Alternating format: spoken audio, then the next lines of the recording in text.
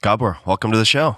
Tim, it's a great pleasure to be here. Thank you. I have been looking forward to this conversation for a really long time, and I wanted to make an attempt at least to do it right. So I wanted to have the video and the audio and everything else because I think the work you're doing is very important, and we're going to cover a lot of ground, which I'm very excited to cover because I think it's a real contribution, and you have tools and frameworks that can really help people. I thought we might start with books. And the reason I thought that could be a fun place to start, my audience loves books, number one. But number two, in Tribe of Mentors, the last book that I wrote, or that my guests wrote, you were featured. And I thought that many of the books you mentioned paint a picture of your life experience and also your life's work in many ways. And we can go in any particular order, but I thought maybe it would make sense to start with The Scourge of the Swastika. And that was one that you mentioned had an impact on you, or that perhaps you recommended on occasion. Why is that? Well, so this has to do with my family's history. I was born in Budapest, Hungary in 1944, in January, 2 months before the Germans occupied the country. And Hungary at that time was the only country in Eastern Europe where the Jewish population had not been annihilated. And now it was our turn. So I was 2 months of age. The day after the German army marched into Budapest, my mother phoned the pediatrician to say, would you please come and see Gabor? Of course, he's crying all the time. And the pediatrician said, of course I will come, but I should tell you, all my Jewish babies were crying.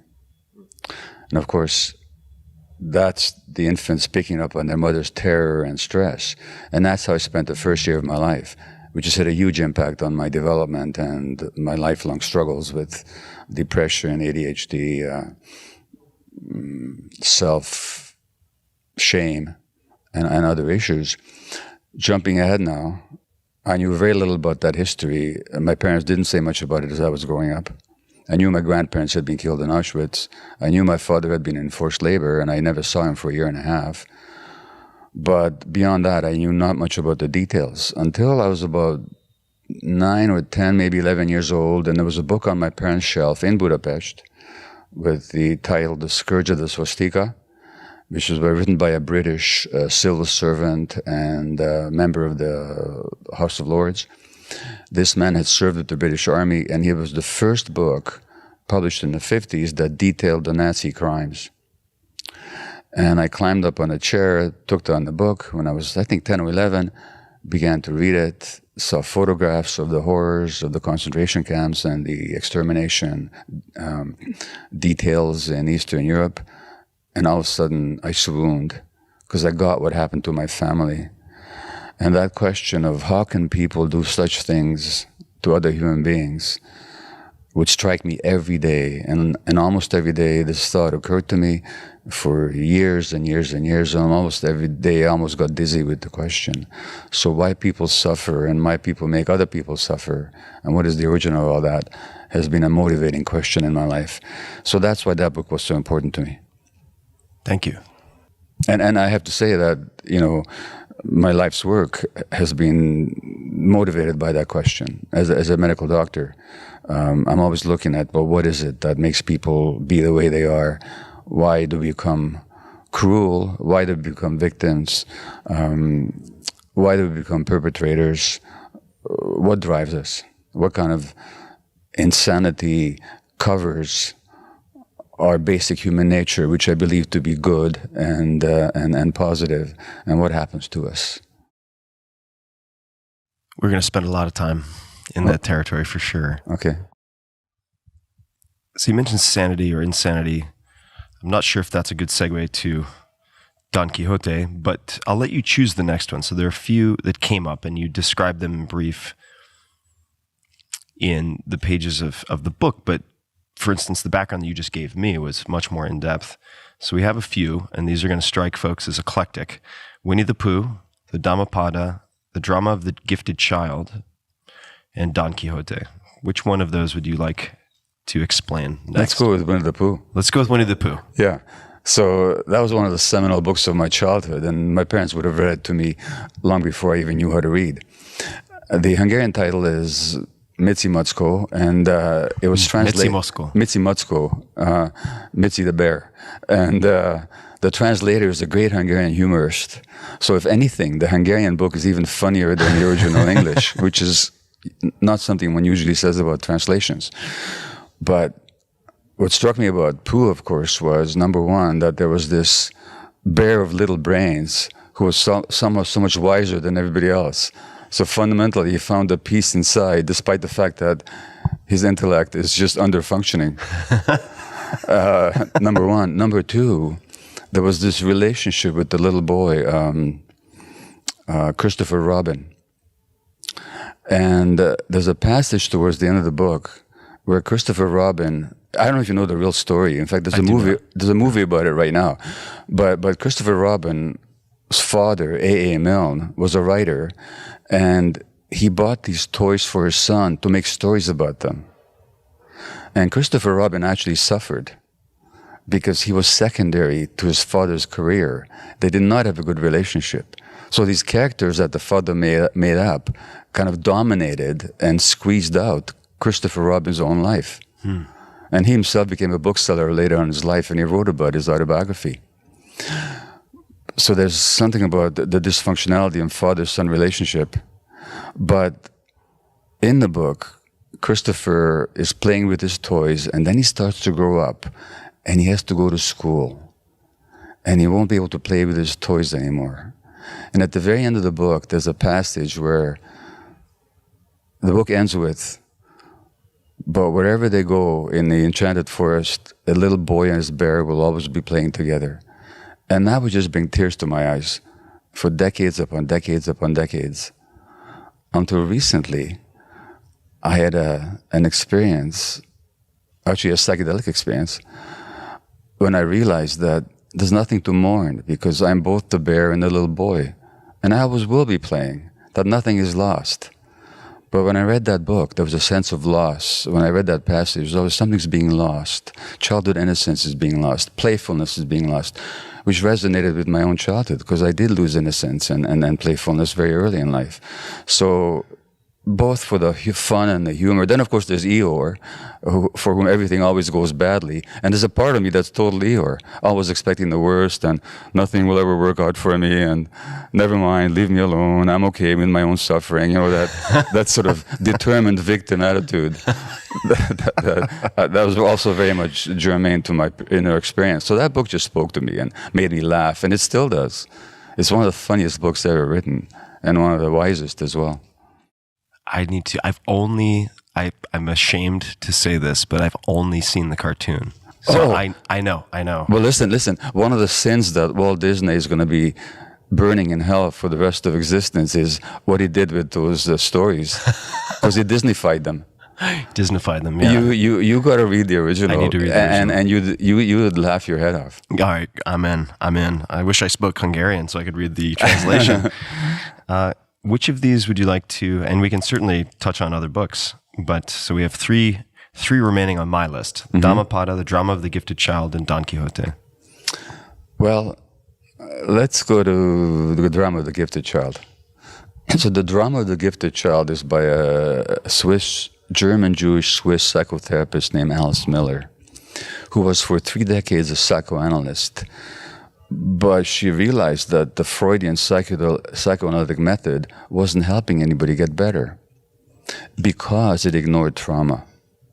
So The Drama of the Gifted Child, the German title of which was Prisoners of Childhood, was really all about the fact that stuff happens to us as children, negative things happen, then we adapt to those things by taking on certain defensive ways of being, and then we live the rest of our lives from those defensive modes. So we're not actually experiencing the present. We're constantly reliving the past from a perspective that we acquired when we were helpless and vulnerable children. And when she says the gifted child, she means the sensitive child. So the more sensitive the child is, the more he or she feels the pain and stress of the environment, and the more affected they are, and the more that shapes their lives. And that book came along for me when I was in my 40s, and I was a successful doctor, and I was a father, but I was depressed, I was anxious, I was a driven workaholic. You wouldn't have known that when you saw me on the job. But inside me, I was discouraged. I had difficulties in my marriage. With my children, I felt they were afraid of me, and they were, because of my rages. And that book helped me understand. It was the first book to help me understand where all that came from. So that was, for me, as for many other people, a seminal read. And really, my whole work since then has been to help liberate people from that prison that childhood often imposes on so many of us. This book has come up repeatedly in my life as a recommendation, as a recommended book from friends who benefited from it, who are very, certainly from any outward perspective, highly functioning, in some cases, world-class performers in their fields. And I'm, in retrospect, sad that I ignored those recommendations, but it was in part because I didn't like the pairing of gifted child. I didn't want to label myself gifted child. We could certainly psychoanalyze that, but I was like, if this is a book written for people who are in, say, gifted and talented programs or have some God-given talent, for whatever reason, I had a resistance to that, so I didn't read it. But The Prisoners of Childhood makes a lot more sense. Well, to me, anyway. Well, I think it's a more accurate title, but there's two things I would say in response. First of all, why do you resist your own giftedness? You're clearly gifted. So why would you not want to find out about that? Don't know. Yeah, so that's something you might want to consider. Sure. Number one. Number two, really what she means is the sensitive child. Yeah, so sensitive, that would draw me in because I've had... We don't have to necessarily go down this rabbit hole right now, but I've had a number of my friends recently ask me, when did you know you were so sensitive? Yeah. And not sensitive in a hyper-reactive way, not in a negative way, just in a perceptive way. And I'd never thought of myself, it would never have occurred to me to label myself sensitive. And just in the last year, I've been thinking about that. So the sensitive child would make more sense, or would be more appealing to me. Well, you have to think of sensitive in terms of its word origin. Now, the word sensitive comes from the Latin word sensere, to feel. So the sensitive person feels more. Yeah. So the example I often give is, and that can lead to both very positive and very difficult consequences. For example, if I tapped you on the shoulder right now, you wouldn't feel any pain at all. But if you were not wearing a shirt and your skin was exposed, furthermore, if you had a burn on your shoulder, so your nerve endings were close to the surface, if I tapped you with the same force, you'd feel extreme, excruciating pain, even though the external event was no different. Right. So sensitivity magnifies the pain that we have. Sensitivity also leads to more creativity. So very often, the most creative people also have the most pain. Which is why so many creative people escape from their pain through all kinds of dysfunctions like addictions and so on. So there's a real link between creativity and sensitivity, and creativity and sensitivity and suffering at the same time. That's the first point I would make. Now, the other thing goes back to what you said about these people that you know who are high performers. Look at that word performers. What does it mean to perform? One meaning of it is to put on a show. Sure, that's one meaning. And I would have been one of these people who was a high performer.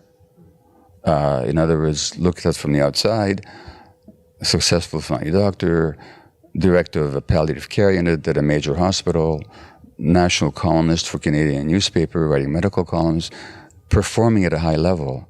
And inside, again, anxious, frustrated, depressed, discouraged, and in my personal life, a lot of suffering. So a lot of people who perform well are actually deeply troubled inside. And of course, there's many famous examples of that. Some of the greatest performers, like Presley or Marilyn Monroe, and any number of people I could name, that's what they were. They were performers. And even from themselves, they hid their own suffering. Well, we are sitting in a venue right now recording this that is now known as LZR.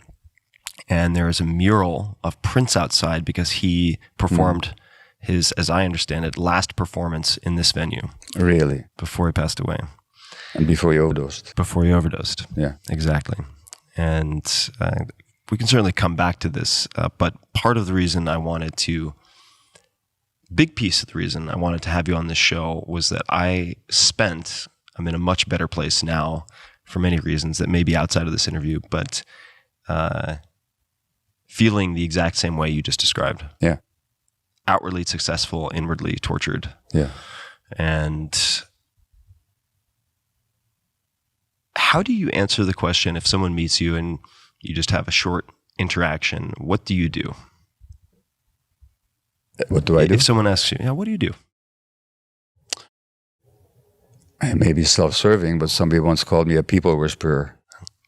People whisperer. I do have a gift for seeing inside, because I've studied. I'm also sensitive in some ways, and I've also studied myself very deeply. I've had to, because my life just wasn't working.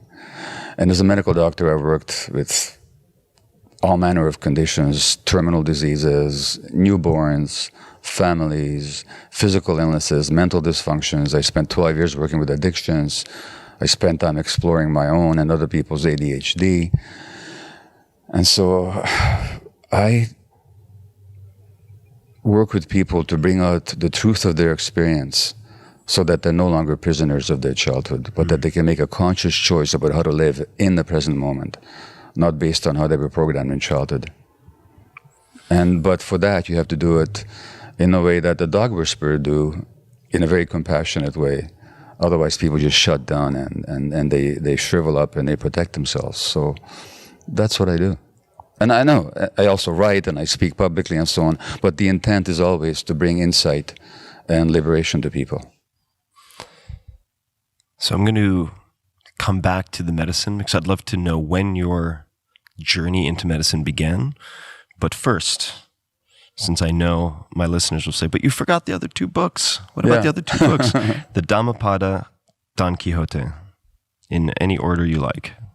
Well, let's go in the order that I discovered them, which is Don Quixote, which again, I read that as a child and then reread many times as an adult. And he's my favorite character. So Quixote is this deluded Spanish small nobleman who wants to revive the age of chivalry and chivalric knighthood. So he gets this broken down horse called Rocinante, and his lance and his sword, and he gets this squire called Sancho Panza on his donkey, and off they go to these adventures. And he does not see reality. He thinks windmills are giants, and he attacks them, and of course he gets hurt. And he keeps getting hurt because he doesn't see reality. But his heart is purely committed to liberating people, to truth, to justice, to fighting oppressors, to liberating the oppressed. So here's this guy who really wants to do good in the world, and he's just deluded in his vision, but he's far truer and deeper and more human than all the people that scoff at him and laugh at him.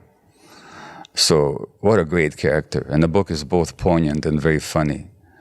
And he's one of the great creations of world literature.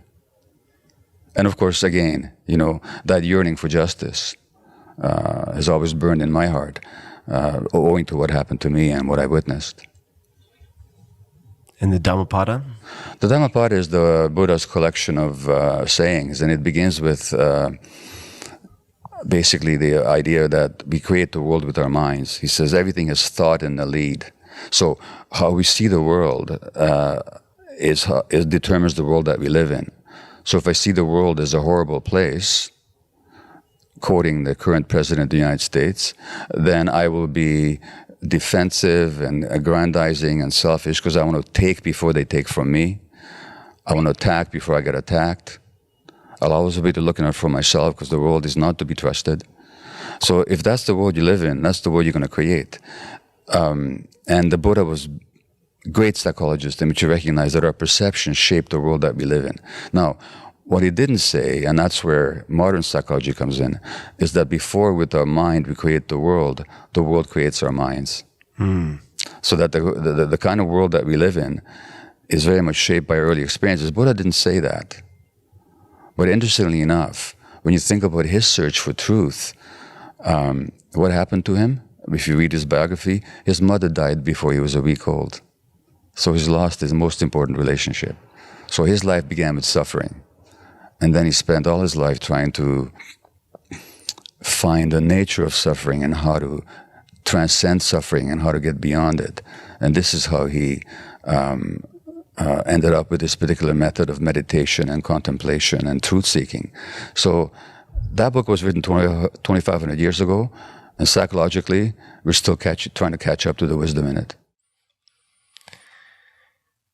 So let's talk about wisdom, or perhaps science first. Yeah. And maybe they're related in some fashion, although I know we'll dig into certainly some things that might be missing.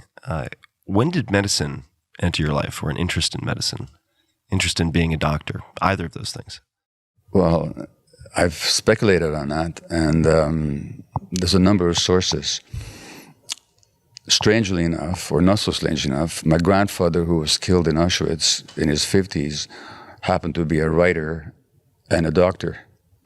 Grandson ends up as a writer and a doctor. So I think part of it was me trying to fill a hole in my mother's life. That was a devastating blow to her. This is not conscious, but I'm speculating looking back. It's not that she ever said you have to become a doctor. It's not that she ever said you have to follow in your grandfather's footsteps. But I think unconsciously I stepped into that role. Number one. Number two, another reason is that as a Jew in Eastern Europe, you had every reason to feel insecure. And my mother never failed to tell me that as a doctor, you carry your profession in your hands. So you don't have to have a business, you don't have to have riches, you just have to have the knowledge. And then you can go anywhere in the world and you'll be okay. Beyond that, healing and making this world a better place and help people lead healthy lives was just an ideal of mine. Then there was egotistical reasons. Let's face it, doctors get respect. They have a role. They have a good income. People look up to them. And they have a sense of authority that I think I lacked in my own life. So it was a combination of unconscious reasons and idealistic reasons and egotistical reasons. But all I know is that all my life I had wanted to be nothing else but a doctor. I always grew up knowing I'll be a physician. And when you were studying medicine, what did you think your specialty or specialties might be? Well, first of all, I should say I didn't end up following the dream because in my late teens, I just couldn't concentrate and study hard enough to get through the sciences. I could get through them, but I couldn't get the high marks needed to get to medical school. So I actually taught high school for 3 years. I taught English and history for 3 years. And then I would wake up and there'd be this voice in me, you gotta be a doctor, you gotta be a doctor. And so then I went back to medical school and with a lot of hard work.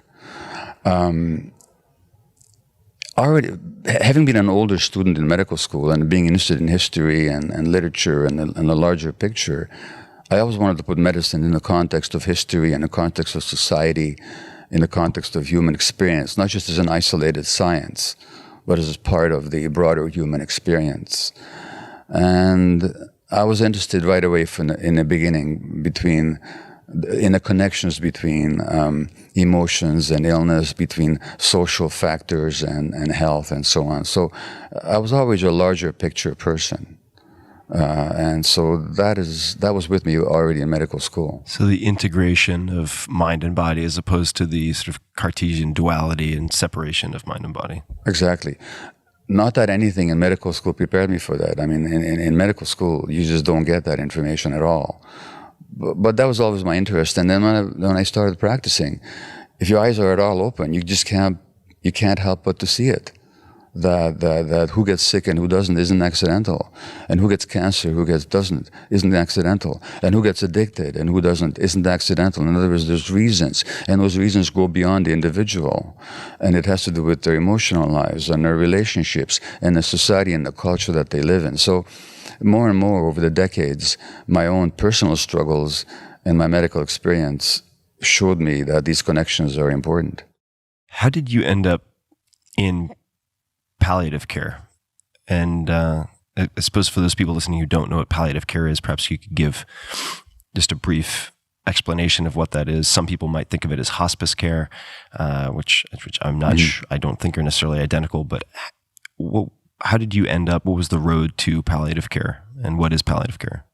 So I was a family physician, and a very driven one, and also have ADD, which means that you want to move around and have different experiences, because you get tired of the same thing.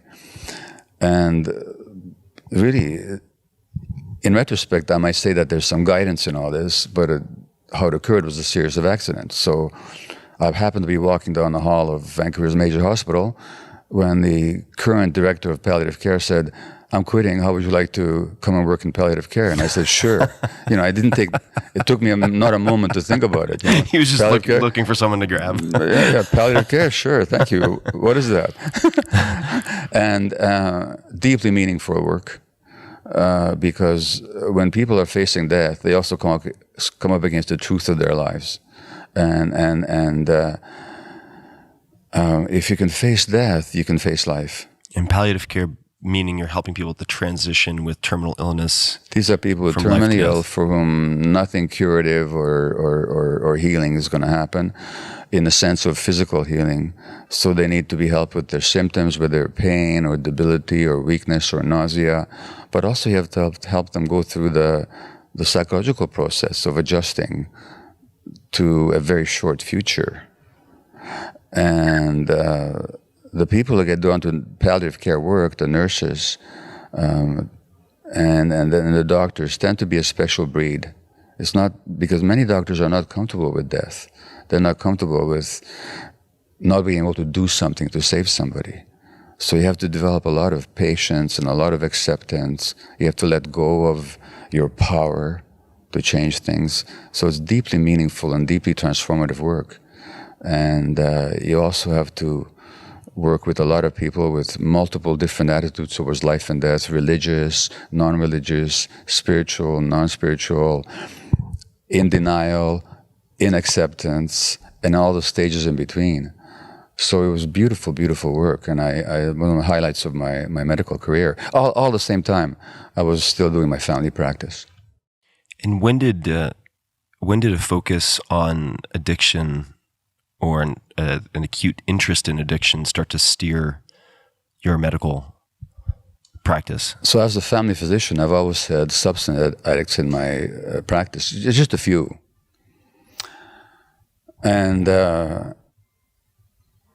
again, it was an accident. I got fired from my palliative care job. And my argument is that I was fired for gross competence. I was just too damn good at it, but also for gross arrogance.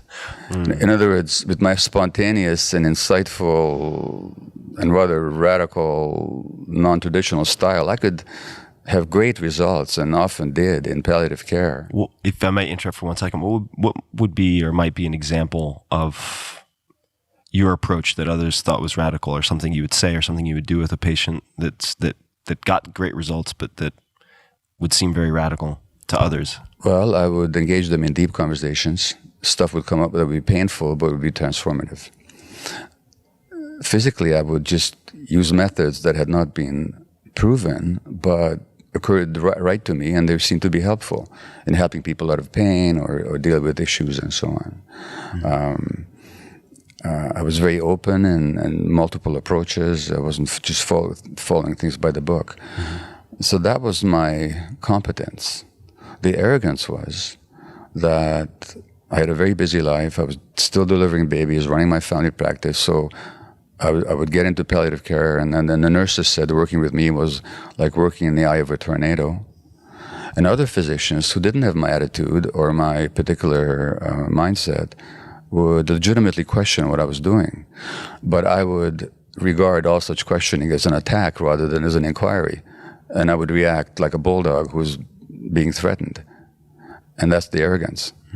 And that's what ended up leading me to be fired. And it was a great firing because, as always, I learned a lot about myself. It took me a while. But it took, and then 3 weeks after I was fired, I got this phone call from a clinic in Vancouver's downtown east side. Now, the downtown east side of Vancouver is North America's most concentrated area of drug use. We have more injection users in this few square block radius than anywhere in North America. So I get this call saying, how would you like to come and work down here? And this is 3 weeks after I was fired from palliative care. Had I not been fired, I couldn't have taken that other job.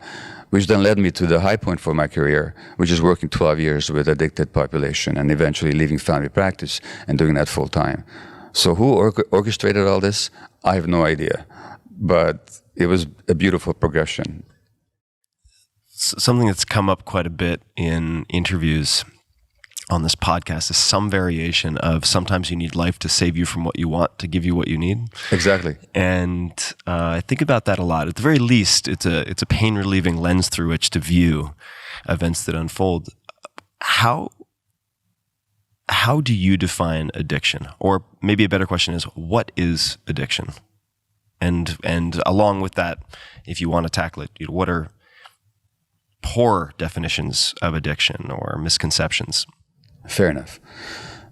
So an addiction is a complex psychological, physiological process, but which manifests in any behavior that a person enjoys, finds relief in, and therefore craves in the short term, but suffers negative consequences in the long term and doesn't give up despite the negative consequences.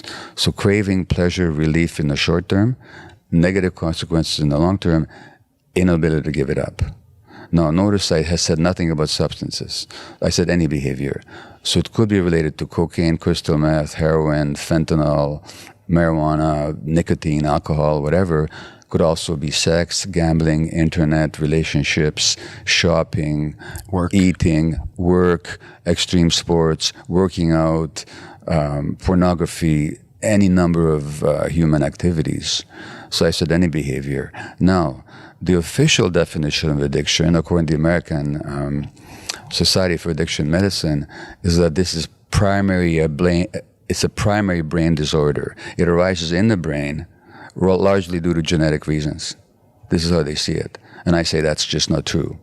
The other popular idea about addiction is that it's a choice that somebody makes, that people choose to be addicted, which is what the legal system is based on. Because if people are not choosing, what are we punishing them for? So although I think the medical definition is closer to the truth, I don't see it as genetic. It's a genetic disorder, and I don't see it as a primary brain disorder. So let me perhaps show you why, if that's okay. So I've given you this definition of addiction. Again, craving, relief, pleasure, short-term, negative consequences, long-term, inability to give it up. Would you be willing to tell me if you've ever had an addiction in your life? I don't care what. I'm not asking what. Oh yeah.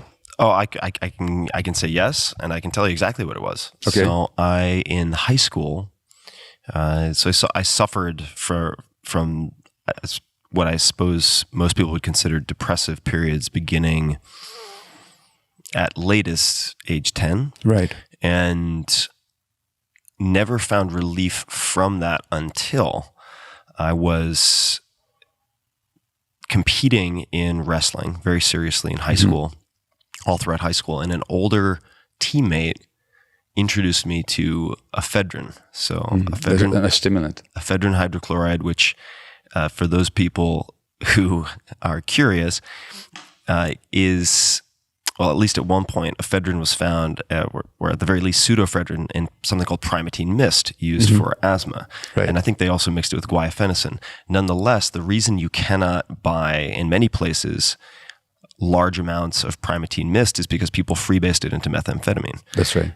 So you have ephedrine, which is a very strong stimulant, combined with caffeine and aspirin. And when you combine those three, it's not an incremental increase in effect. It's probably logarithmic. It's a very synergistic effect. Exponential, yeah. Exactly. Yeah.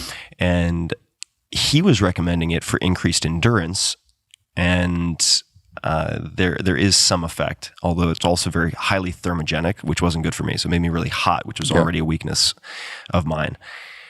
But it ended up providing me with relief. It was a very strong stimulant, and I began to not only use it for sports, but self-medicate using it. Okay, so great. So let me quickly ask you, what did it do for you? Relief from what? It made me, or at least contributed to, euphoria, optimism, energy. So I didn't feel the symptoms of what in retrospect I would call depression, the lethargy, the pessimistic lens through which I viewed things. Fair enough. It seemed to magically just erase all of that in about 30 minutes. So euphoria literally means a good feeling. Right. It gave you energy. It made you feel good. It made you optimistic. Also improved sports performance, right? I'm sure it did. Yeah. Are those good things or bad things? To feel optimistic? Those are all good things. Okay. In other words, the addiction wasn't your primary problem. Your primary problem was that you were depressed, right? That you lacked a sense of well-being, that you lacked energy.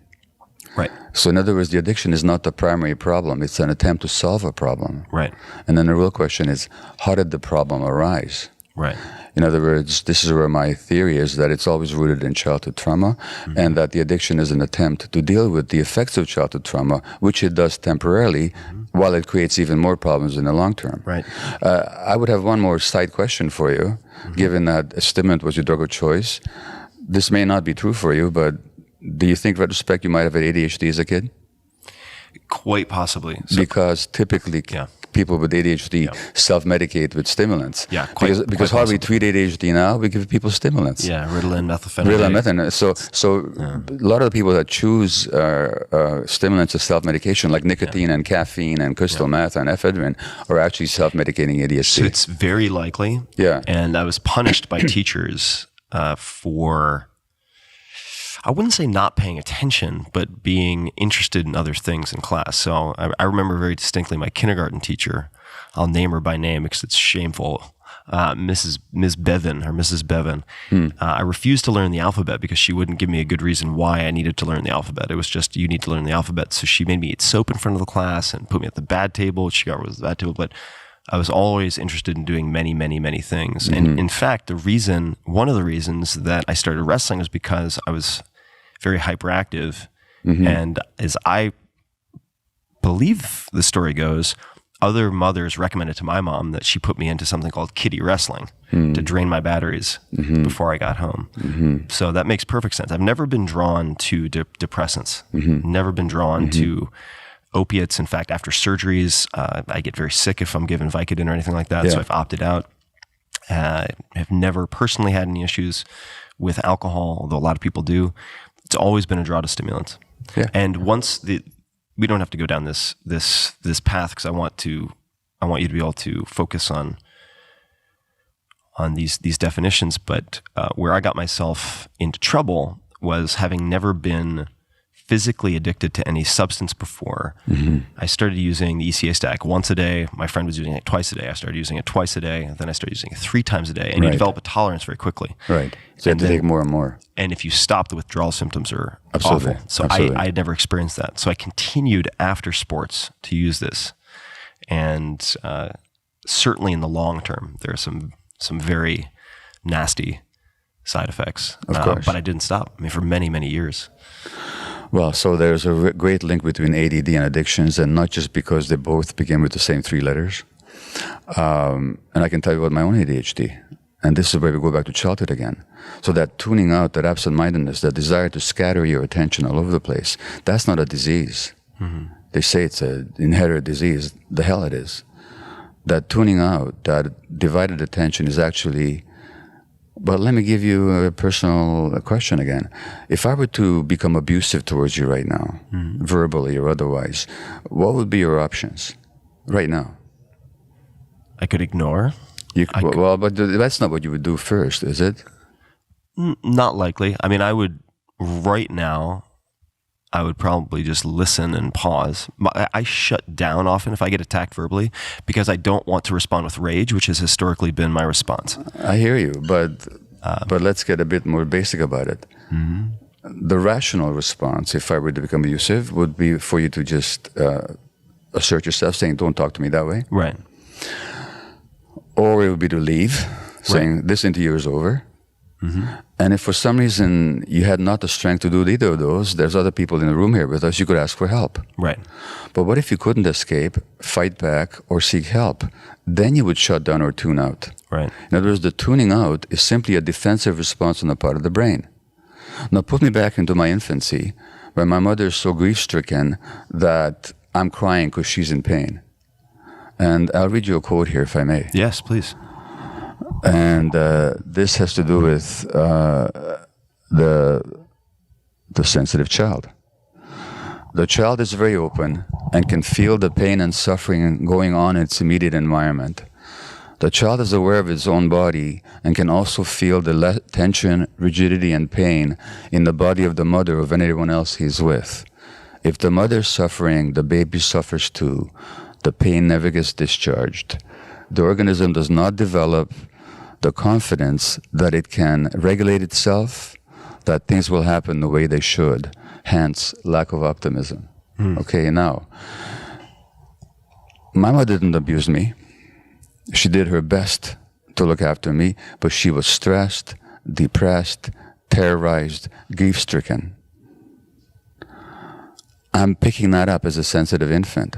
Can I fight back, change the situation, or escape?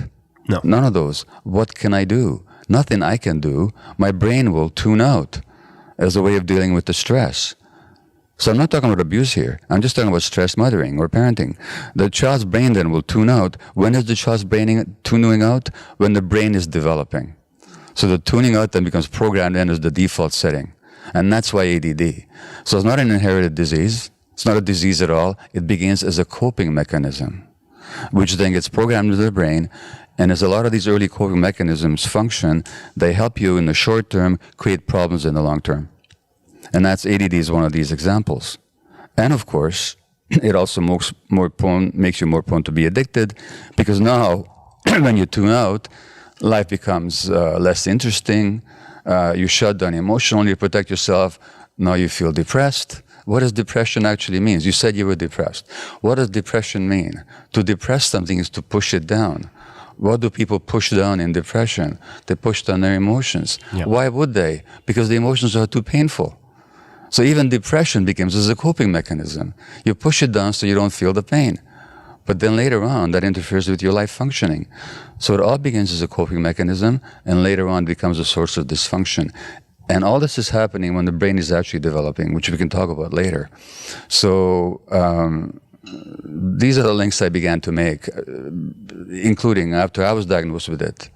So and then despite the fact that a couple of my kids were diagnosed, I knew that this wasn't a genetic disease, that what it is actually is a coping mechanism which got programmed into the brain. And then when I read the literature on brain development, wow, turns out that the human brain is shaped by the environment, and particularly by the adult-child relationships. And so it all began to make perfect sense to me. So there are a few things I'd love to underscore or reiterate, because I think they're very astute and very helpful. And certainly, if I had had some of these reframes, I think that I would have been able to be proactive with working on a lot of my own issues much, much earlier. Mm-hmm. Me too, by the way. Yeah. For instance, we can come back to this. I'm actually just going to mention two things, and then we can go where that takes us. But the first is, rather than asking why the addiction, asking why the pain. Right? Exactly. So instead of looking at the consequences, looking at the causes. Yeah. And not confusing the symptoms with the causes. So instead of asking why the addiction, asking why the pain. And the other, this might take a moment for me to read, but I think it's worth reading. And I should say that Compassion for Addiction, this is an organization co-founded by yourself and Vicky. I'm going to make a guess. I've never actually said her last name, but Dulai. Vicky, just for context for folks who are wondering, was actually the very first person about 5 years ago to recommend that we meet. And I took a note of it in a notebook I still have. And that's part of the reason that I reached out for the book. And just because we may revisit this, I met Vicky at a gathering at the home of someone named George Sarlo. Right. Who has a lot, who shares a lot of common background with you, and certainly common interests. But we'll come back to that. The part that I wanted to read is the following, and I'm going to make an attempt here. All right. So the mainstream view of addiction, you mentioned this, compared to the clinical perspectives that addiction is a matter of individual choice, moral failure, or weakness, which is why so many approaches are based on deterrence and punishment, which includes self-help approaches, for that matter, that I've attempted myself. The clinical view is that addiction is a disease of the brain with disordered brain circuits and behaviors, an accurate yet narrow perspective. So I think that's a really important line, an accurate yet narrow perspective. So perhaps accurate but incomplete, right? It is accurate that the addicted brain is demonstrably a physiologically dysfunctional brain, but narrow because it seeks to explain the dysfunction in strictly physiological and biochemical terms without recognizing the emotional and social component of how the brain works. And this was really driven home for me recently. In the last several years, I've gotten to know Tony Robbins. Yes. And I attended an event not too long ago with several of my very close friends called Date with Destiny. And at this event, he asked the audience of about 5,000 people, how many people here know someone who takes antidepressants? Pretty much every hand goes up. How many people here know someone who takes antidepressants yet is still depressed? And it was probably 80% of the people who raised their hands the first time. And I personally know quite a few people who take antidepressants, which seem to help on some level, although the tolerance for some of these pharmaceuticals can also be developed very quickly. And yet, if my experience is anything like the experience of, or I should say, if the experiences of other people is anything like my personal experience with friends, let's say, who have depression, you witness these thought patterns and verbal patterns that can take them from the highest high or just a baseline of optimism and drive them back into depression.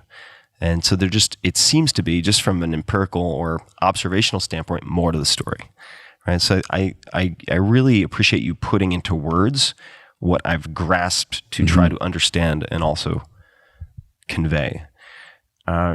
So with this definition of addiction, how do you work with patients? Well, let's go back to what I said, what you quoted me saying, not why the addiction, but why the pain. So if we understand that addiction in every case is rooted in some painful internal experience, and that when you ask people, what does the addiction do for you? They'll say, it numbs me, it soothes the pain, it makes me feel connected with other people, it gives me a sense of control, it gives me inner peace. Well, the lack of inner peace, the lack of control, the lack of connection, they're all forms of emotional pain. If I ask the question, not why the addiction, but why the pain, then that leads to an examination of that person's life, rather than looking just at their brain chemistry. So I'm quoting from an article that appeared in the Journal of Pediatrics, which is the official journal of the American Academy of Pediatrics. It's about as prestigious as you can get. 2012. The article comes from the Harvard Center on the Developing Child, again, a prestigious child development research institution at Harvard University. This article did not present new information so much as it elegantly summarized decades of research. And notice what they say. They say growing scientific evidence demonstrates that social and physical environments that threaten human development because of scarcity, stress, or instability can lead to short-term physiologic and psychological adjustments that are necessary for immediate survival and adaptation, but which may come at a significant cost to long-term outcomes in learning, behavior, health, and longevity. That's what I was saying before, that those early adaptations, like pushing down your feelings when the feelings are too painful, will help you as an infant, as a young child, but then they cause problems later on. The tuning out that you do to protect you from the stress in your environment, if you're very sensitive, it doesn't take a lot of stress, helps you endure, but in the long term becomes a problem. That's exactly what they're saying. Now, I'll jump a few pages ahead to what they say about brain development. And this is so crucial, and it's so crucial because they still don't teach this in medical schools, even though scientifically it's not even vaguely controversial. The human brain develops in interaction with the environment. It's not genetically programmed purely. Here's what they say. The architecture of the brain is constructed through an ongoing process that begins before birth, continues into adulthood, and establishes either a sturdy or a fragile foundation for all the health, learning, and behavior that follow. Not some of the health learning, all the health learning. Now notice what they say. First of all, the architecture of the brain is constructed through an ongoing process that begins before birth, which already means what happens in the womb already has an impact on you. So if your mother is stressed and she's got high levels of stress hormone, that's already affecting your brain development. And when you think of all the stressed pregnant women out there, no wonder we're seeing so many kids in trouble. And we know from American studies, international studies, that when mothers are stressed, their placenta will naturally have more cortisol and adrenaline, the stress hormone. Those kids will be more likely to have stress issues later on, abnormal stress hormone levels even at 1 year of age, behavioral problems, learning problems, and so on. Which tells us a lot as to why adopted kids have so many more problems. That's another issue. But the next paragraph is key.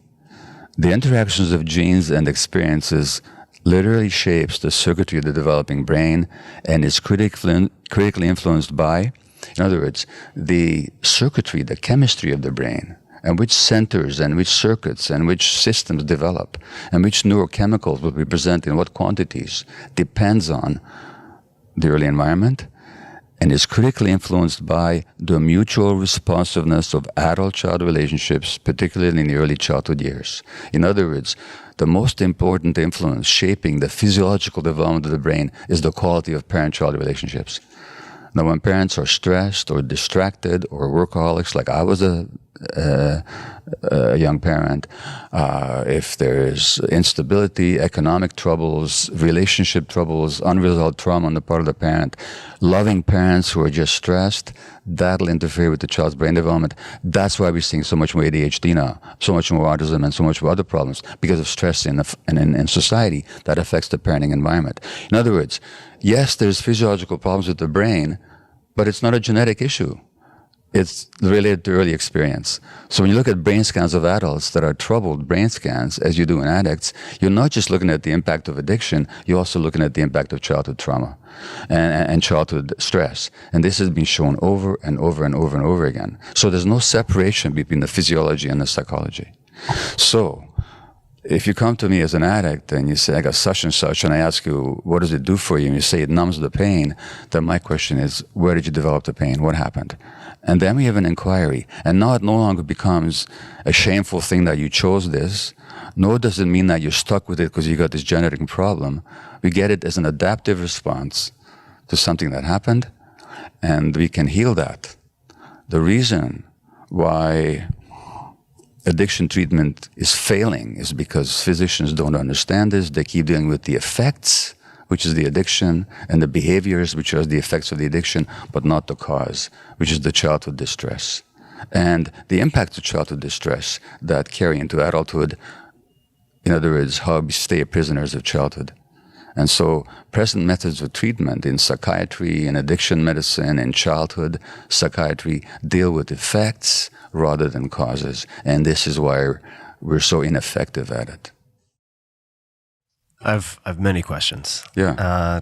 So the first is just to underscore something, which is our software, the genetics play a role, but They do. But it's not a comprehensive explanation for what we're discussing. Well, genes can predispose, but they don't predetermine. Right, exactly. No, there are very few genetic diseases. There's one runs in my family, muscular dystrophy. If you got the gene, you'll have the disease. My mother had it. Right, My so aunt that would had be it. predetermined. That's just predetermined. Mm-hmm. Very rare, those diseases.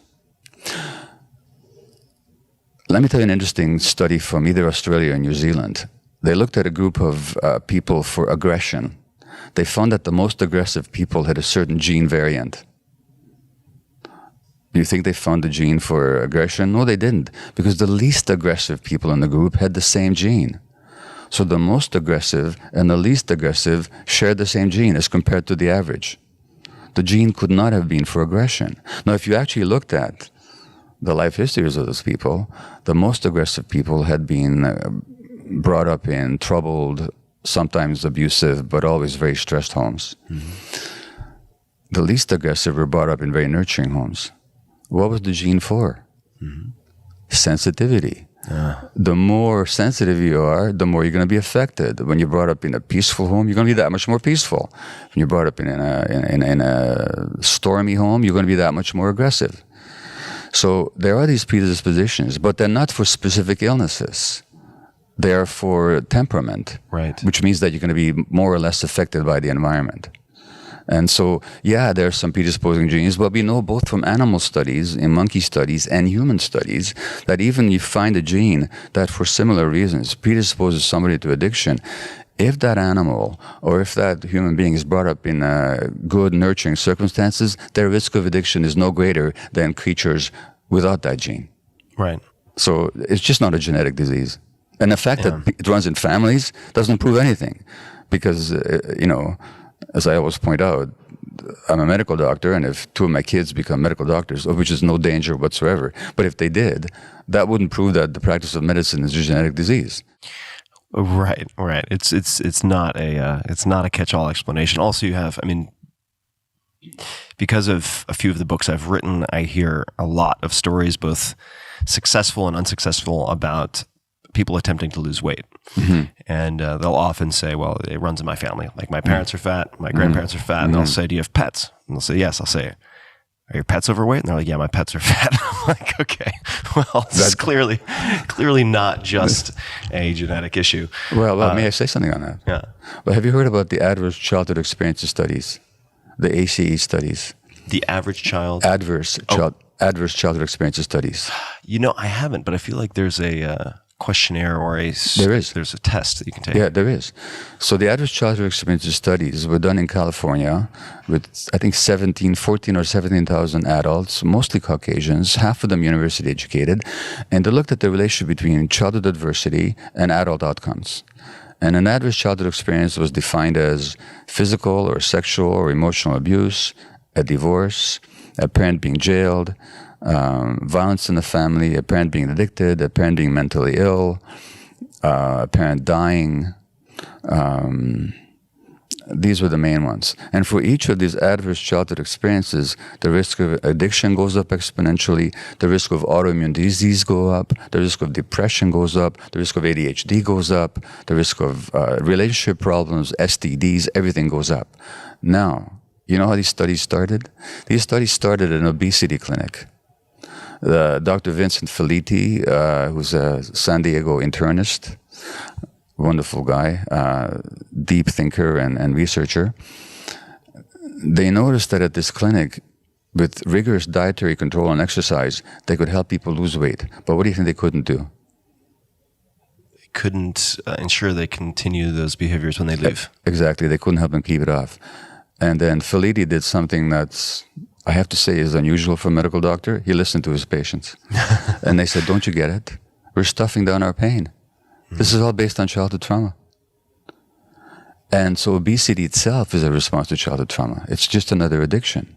I could talk about it in many ways, but and the adverse childhood experience studies have been repeated numerous times now in other countries, always with the same results. Mm-hmm. And so that the obesity epidemic right now is not just an epidemic of junk foods and sedentary lifestyles. That is true. Yeah, those are contributing factors, but the underlying basis is people self-soothing the stresses in their lives. And so it's really an epidemic of stress. So let me return to another point, or one thing you said in passing, which I'd love to dig into a little bit, and that was how at the time, say the example I think we were discussing, well, actually before that, let me mention one thing. So I've had my full genome sequenced. Mm-hmm. A predisposition to alcoholism is very prevalent in my family from a genetic standpoint, just from a software basis. However, I mentioned earlier, I never had issues with alcohol as with stimulants. So just as a footnote, but what I'd love to ask you, and then I'd really love to hear what you do with patients once you start looking at their pain and the tools you use or the approaches you use. But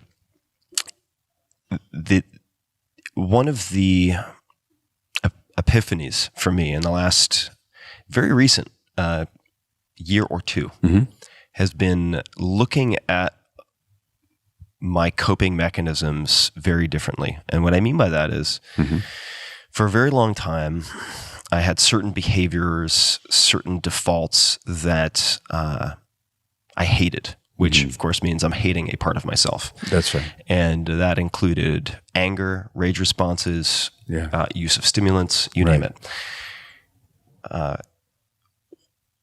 A close friend of mine who is a therapist, but I've never engaged him as a therapist. And there are certainly plenty of bad therapists out there, which I think is a separate topic. Nonetheless, he was helping, and I'm sure we'll get back to this, but in preparation for a very controlled, supervised psychedelic experience, he was helping another friend of ours prepare. Is this with MDMA? This is with ayahuasca. With ayahuasca, okay. And this person had a number of addictions. And she hated these addictions. And she said, I hate these. I realize they're terrible. They've ruined my life. They're ruining my life. And it was all a negative relationship to these behaviors. And he said, did these ever serve you? Did these ever help? What did these do for you? Exactly. And she described how they helped her cope with very difficult circumstances early on. And he said, perhaps what you should do as an exercise, and what we can do, is for you to effectively thank those behavior for the role they played and for the necessity they filled, and to then recognize, thank them for their duty effectively, but to let them go because they're no longer needed. And that was a huge eye-opener for me. And I began to, this is coinciding with a number of things, and I don't want to take us off the rails, but began to use something called loving kindness meditation, or metta, M-E-T-T-A meditation, which I was introduced to by a gentleman from Google, actually, or formerly Google, Chade Meng Tan, and then also Jack Kornfield, who really reiterated it for me. Of course. But I never applied it to myself. I always applied this loving kindness meditation to other people. To others. And what was recommended is that I apply that loving kindness to the younger Tim, to the other versions of Tim who had these behaviors that I had grown to hate and resent, and to actually thank them for the role they played. For instance, that rage, that anger was the fuel that got me out of Long Island. And where I grew up, there are a lot of serious drug issues, particularly with opiates. My best friend died of fentanyl.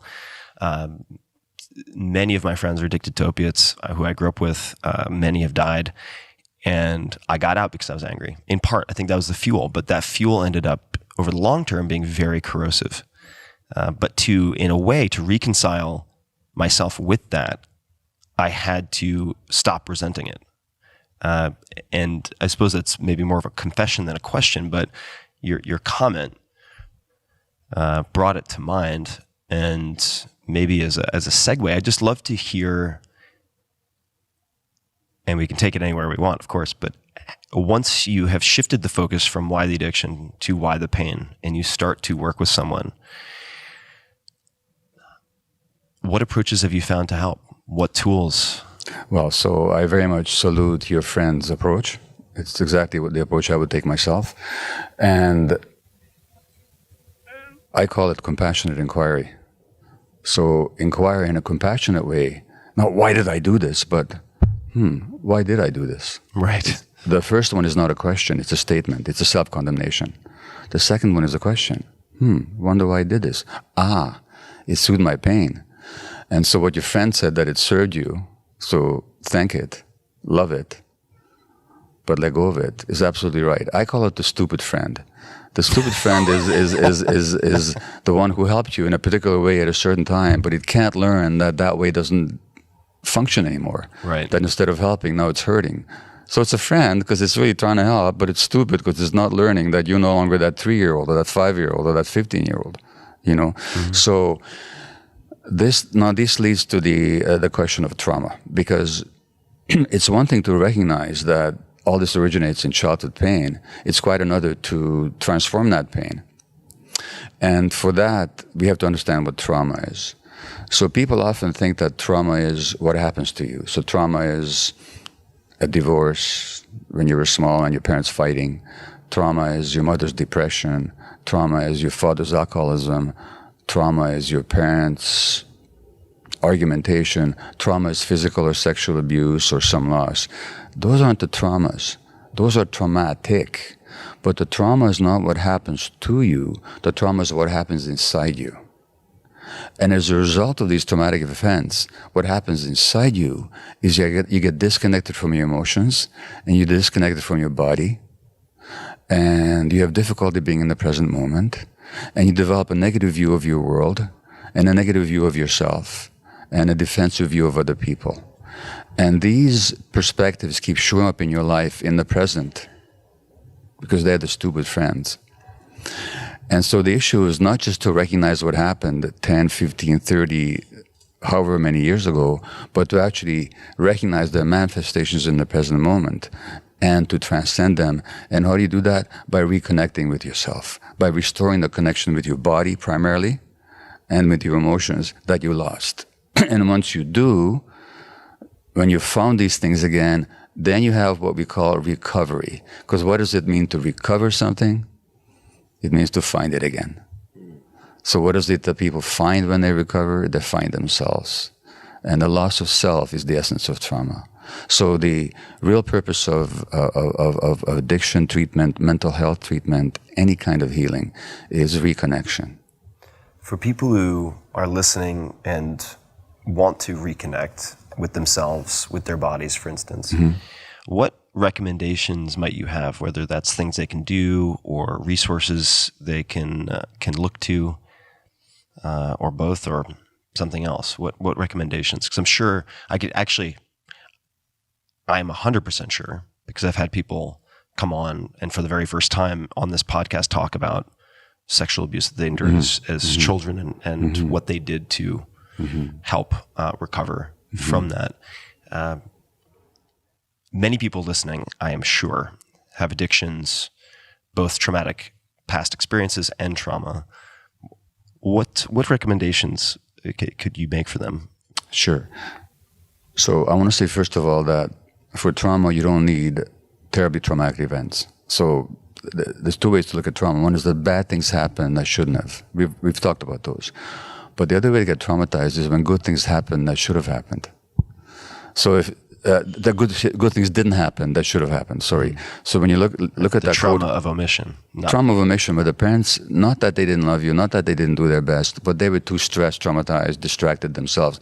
Then you didn't get the kind of attention and the kind of acceptance and the kind of attuned being with that you needed. That itself can make you disconnect from yourself. The child needs that acceptance, that connection, that attunement. Our brain development requires it. Our emotional development demands it. And when we don't get it, not because the parents don't love us, but simply because of their own issues, we can also suffer that disconnection. So that's what I call developmental trauma. And now how to reconnect? Well, there are many, many forms of therapy. It's very difficult for anybody to do this on their own. Some people do it. I certainly couldn't do it on my own. I've needed a lot of help in terms of therapy that helps me understand what happened to me, and so that there's a reason for it. So that not if there's a reason for it, then it's no longer me. I'm not somebody to be ashamed of. I'm just somebody who developed along certain lines for some very good reasons. But it's not in my deepest character, and it's not who I am, and I don't have to be that way. That's a relief to know. It's also not that I'm genetically programmed, so I'm doomed to stay that way. You know, number one. Number two, you have to reconnect with the body. There are various body therapies. My friend Peter Levine and his somatic experiencing. Walking the Tiger? Is that one of his Waking the Tiger. Waking the Tiger. Waking the Tiger was his first book, and he's written many wonderful books since then. So the somatic experiencing, his method is called, which he developed. It's brilliant. There is EMDR, eye movement desensitization reprogramming, which is a way of bypassing the conscious mind and getting to the emotional brain, and quicker than talk therapy by itself can do. So it's combined with talk therapy, but it takes you past just the conscious, defensive, egoic mind. There is emotional freedom tapping that people do. There's various variations on that. There's motor sensory integration techniques. There is the traditional therapies like yoga. Now, yoga was not simply a physical modality when it first developed. Yoga actually means unity. So the very essence of yoga is to regain that unity, not just with ourselves, but also with the larger creation.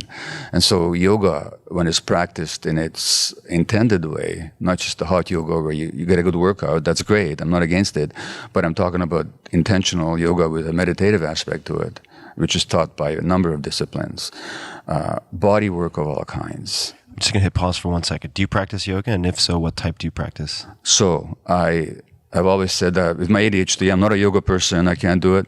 Until a year and a half ago, I met actually a yogi.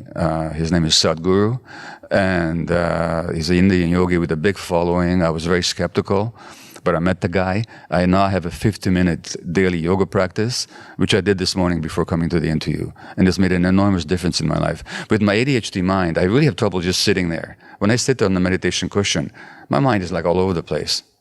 But with the yoga, which is more body-based, I can stay much more present. There is a meditational component to it. And so the answer is yes. If you had asked me 18 months ago, I would have said no, I support it, but I don't do it.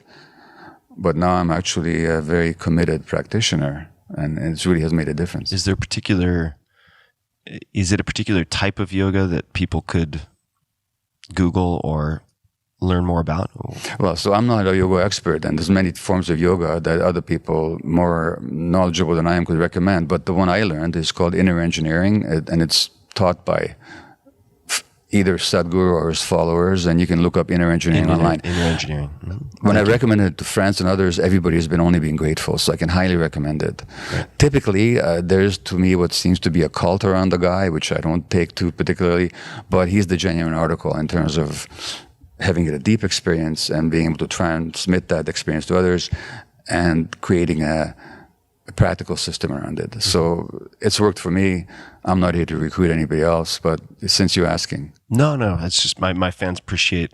Yeah. Hey, well, I'm not going to blame it on my fans. I like specifics. So inner engineering, you can look up online. Great. And it's taught here in the States and in Canada internationally, actually. But I did interrupt you. You're about to mention, I think, another technique or modality that can help. You talked about, for instance, the somatic experience, EMDR, emotional freedom tapping, motor sensory integration techniques, yoga, and then there's something coming up after that. Well, about 10 years ago, I began to work with psychedelics. Now, if you 15 years ago, you were to ask me, will I ever be working with psychedelics as a healing modality, I would have said, you're out of your mind. But then, through a series of events, I became aware of the potential role of psychedelics in healing. And I've been doing work with them now for 10 years, and they're another potent method. They're not for everybody, and I have to emphasize that whatever modality you choose of a psychedelic nature, you have to do it with adept practitioners with deep integrity and deep knowledge and experience. But in such hands and in such a context, it can be like a superhighway to self-awareness. Not in isolation, but it opens doors that otherwise might take years. And so it's not unusual for me to conduct a psychedelic session with somebody or a series of sessions, either in a group or individual setting, and have them say, that was like 10 years of psychotherapy in one day. And I've had the same experience myself. So again, it's not to be isolated from other kinds of work, and it has to be integrated, but it's not a potent way of working. And of course, as I know you're personally aware, there's an increasing movement amongst psychologists, therapists, psychiatrists, medical doctors, other healers to find ways of incorporating psychedelic healing in the larger therapeutic scheme. Well, you mentioned, as it related to EMDR and some of these other techniques that you listed, that it is a potent way of bypassing the egoic mind. Yeah. And certainly psychedelics, literally mind manifesting. That's right. In that case, are one very potent tool they are tools that have been used for millennia in traditional or ceremonial contexts around the world for many purposes, but including bypassing the analytical, rational prefrontal cortex in many capacities. Now, you mentioned a series of events, and I will come back to the psychedelics and ask you which you have chosen and why to work with. But if you can mention any of them, what were the series of events that led you Sure. to psychedelics? In 2008, my book on addiction, In the Realm of Hungry Ghosts, Close Encounters with Addiction, was published in Canada and very quickly became a #1 national bestseller, subsequently published in the States as well. And I was on a book tour, and people kept asking me, what do you know about addictions and ayahuasca as a treatment? Ayahuasca being a Peruvian or Amazonian vine that's made into a brew that has psychedelic properties. I knew nothing. The next speech or the next event, somebody else would ask, what do you know about ayahuasca and the treatment of addiction? I finally started getting annoyed with it. Like, leave me alone. I've just written a book. I've spent years researching it. My life experience and all kinds of scientific exploration went into it. Ask me about something I know about. And then I realized that maybe the universe was knocking on my door. And somebody said, did you know you could experience it here in Vancouver? There was a Peruvian shaman leading some ceremonies up in Vancouver. So who am I to say no? And I jumped right in, and I sat in this tent with 50 other people. 50? Yeah, that's how they set it up. It's not what I recommend, but that's how they set it up. They played beautiful music, and there was a little baby in the room. Mother and dad were there for the experience. The baby was in the room, and the baby was cooing away, and tears started flowing down my face. And these were not tears of sorrow, they were tears of joy. And I got in touch with such profound love that I had never consciously experienced before. And they were tears of love. And it wasn't love for anybody else in particular. It was just love. And then I saw in all the ways that I had closed my heart against love in my life, and how I had betrayed love in my personal relationship with my spouse and my children, and in other ways. So I just got this experience of love as something profound and universal and life-defining, but something from which I've been cut off in so many ways. And I got it. Because I closed my heart against love precisely because when I was vulnerable and small, I'd been so hurt, owing to my mother's states of mind. She couldn't respond to me where I needed to be responded to. Not her fault, but she couldn't. And then when I was 8 years old, she gave me to a stranger to save my life. And I didn't see her for a month, which is a huge... Explain that for a second. So again, it's Budapest, Hungary, Second World War, January. The Russians have circled Budapest and are fighting the Germans. The government in power is a right-wing, fascist, anti-Semitic military force. And even though the deportations of Jews had stopped, the Germans had annihilated 500,000 Hungarian Jews in 3 or 4 months. But now the Hungarian fascists were killing Jews in Budapest, and including in the house where my mother and I were living. So my mother gave me to a stranger in the street, a Christian woman, because she didn't know if she'd be dead or alive next day. Wow. Or that I would be. And I was quite sick. So I didn't see her for a month, which I experienced as a deep abandonment. How else could I experience it? So my heart closes against love. And I got all this. And so I got that if this plant that, as you say, manifests the mind, can show me both the ways in which I've closed off from myself and that I don't need to because the love is still there, what healing potential it has.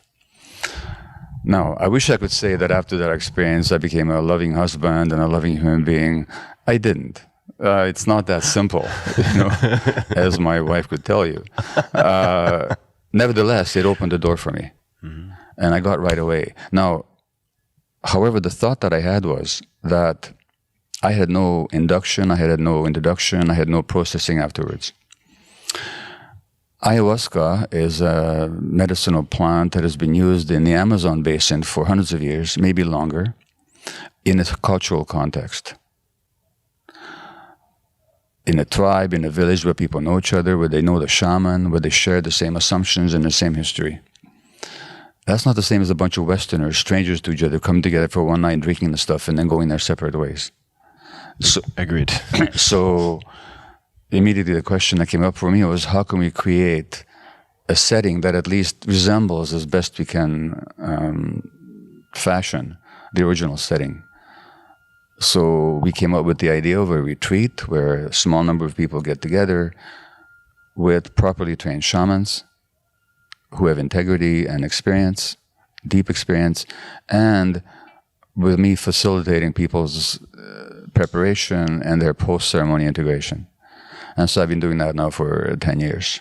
And a lot of learning involved. We made mistakes, but it evolved. And the essence of it is that people don't come into it cold. They come into it with preparation in a safe setting where pretty soon a group becomes a family to each other, which means that not only do they love each other and support each other, but they also trigger each other. I mean, basically, I tell people, guess what? You're back in your family of origin, and everything you've hated about your family of origin is going to show up here. Yeah. But in the context where it's safe for that to happen. Right. And so I've seen a lot of great healing. I've had people with multiple suicide attempts heal from depression. I've seen people get much better with their autoimmune diseases. I've seen people deal with all kinds of addictions and life issues, relationship problems, come out of it much more themselves, much more able to deal with these issues, so long as the proper integration is done afterwards. So that was my personal experience. Now, that then introduced me to the whole world of psychedelics, and I realized that there's a lot of research being done these days. There's this organization, MAPS, Multidisciplinary Association for Psychedelic Studies, which is a group of psychologists, psychiatrists, medical doctors, therapists, counselors, interested people to study scientifically the role of psychedelics in healing. And as you're probably aware, interesting studies have been done around psilocybin, mushrooms, and end-of-life anxiety. Studies have been done which are revolutionary in using MDMA-assisted psychotherapy, MDMA being the medical name for, the technical name for ecstasy. Again, in the right setting with the right leadership, these have proven to be very powerful modalities of healing. And so there's a whole new resurgence of psychedelic research in a number of different areas, some of them man-made, some of them plant-based. But there's a whole world that I was introduced to, and I've learned a lot in the last 10 years. And again, I both practice it in my own healing work, and I'm interested in it also as a participant.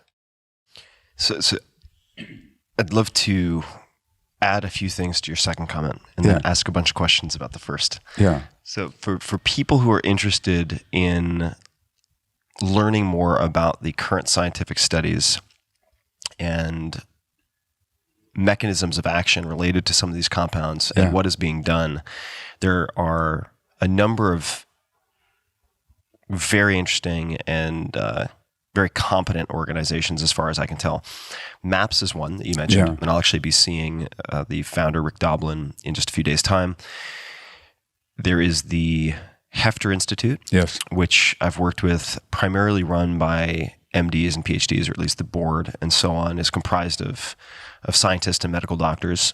It was through the Hefter Foundation and also directly with Johns Hopkins. So I've had some involvement with the psilocybin studies. And actually, thank you to many of you, sorry about smacking the mic, to many of you in my audience who helped through a crowdfunding funding campaign to raise funds for a study at Johns Hopkins related to treatment-resistant depression and psilocybin.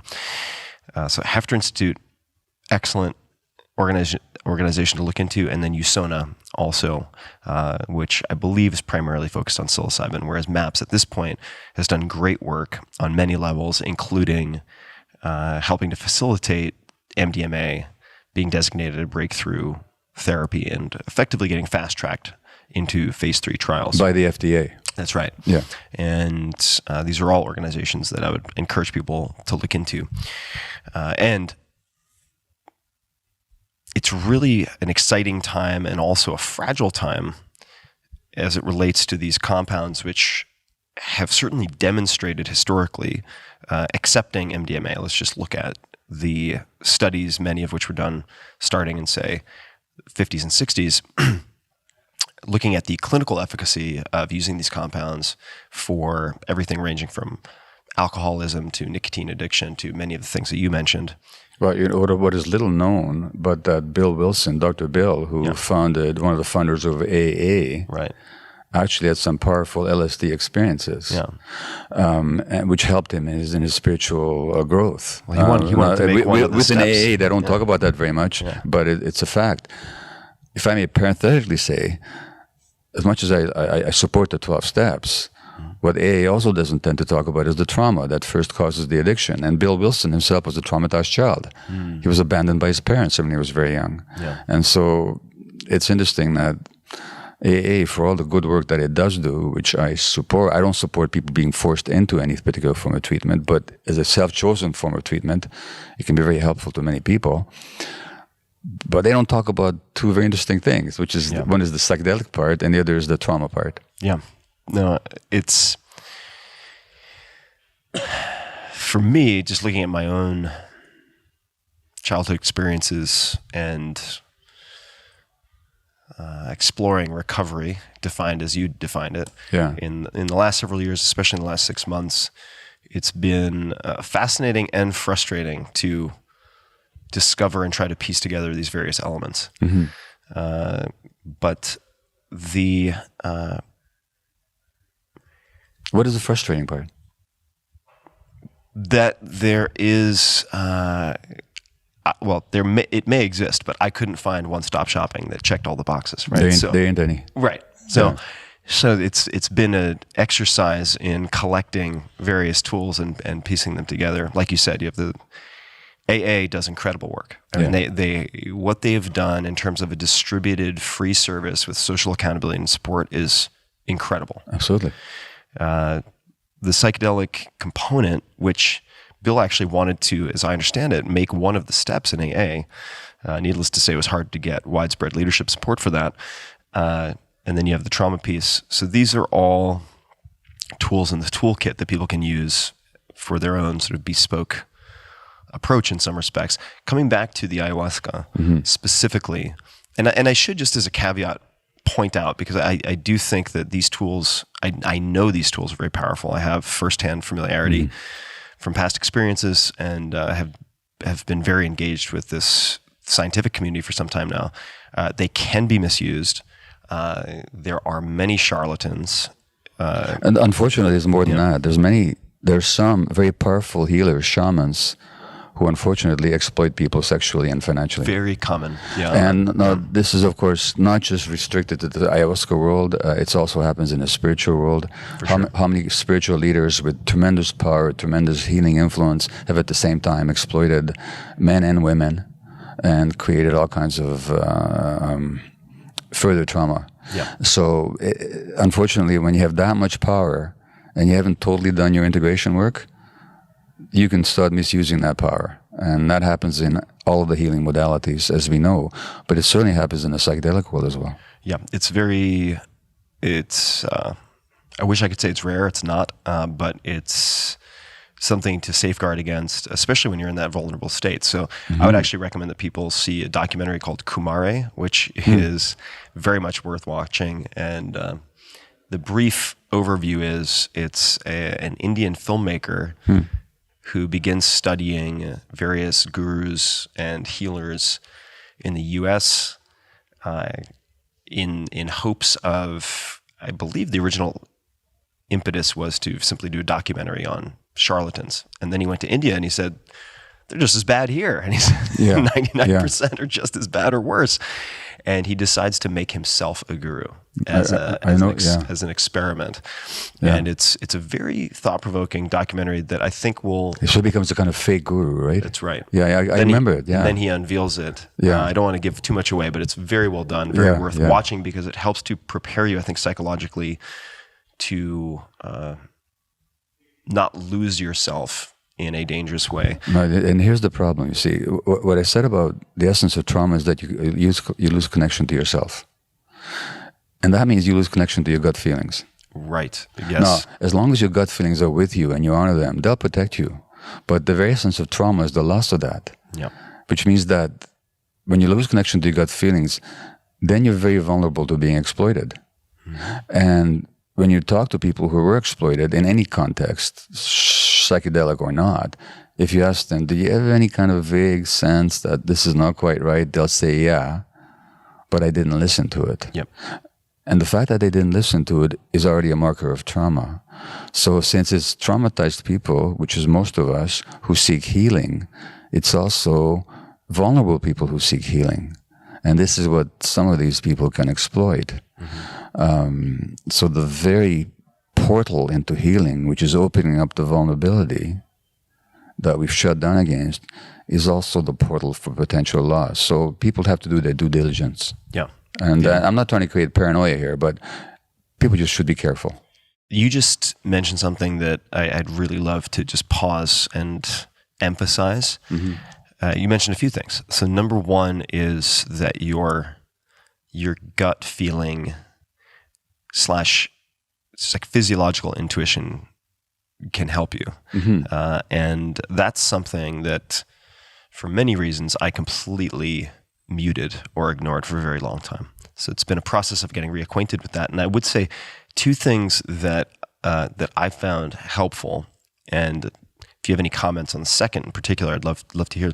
One was dramatically decreasing my caffeine intake, which I found was almost like turning up the volume on static. It made it very difficult for me to read or feel other things. That's right. I was using it maybe for many reasons, but it had the side effect at least of muting. Maybe that was why I did it subconsciously, many of these feelings. The second was, in fact, a video that was recommended to me, but it corresponds to a book called The Gift of Fear by Gavin de Becker, and who actually owns a company that does protective services and executive security. So you have to keep in mind, maybe you don't always want to ask a barber if you need a haircut. So keeping that in mind, it also, in brief, points to the benefits of some of these reactions or emotional states that we are prone to labeling negative. Yeah.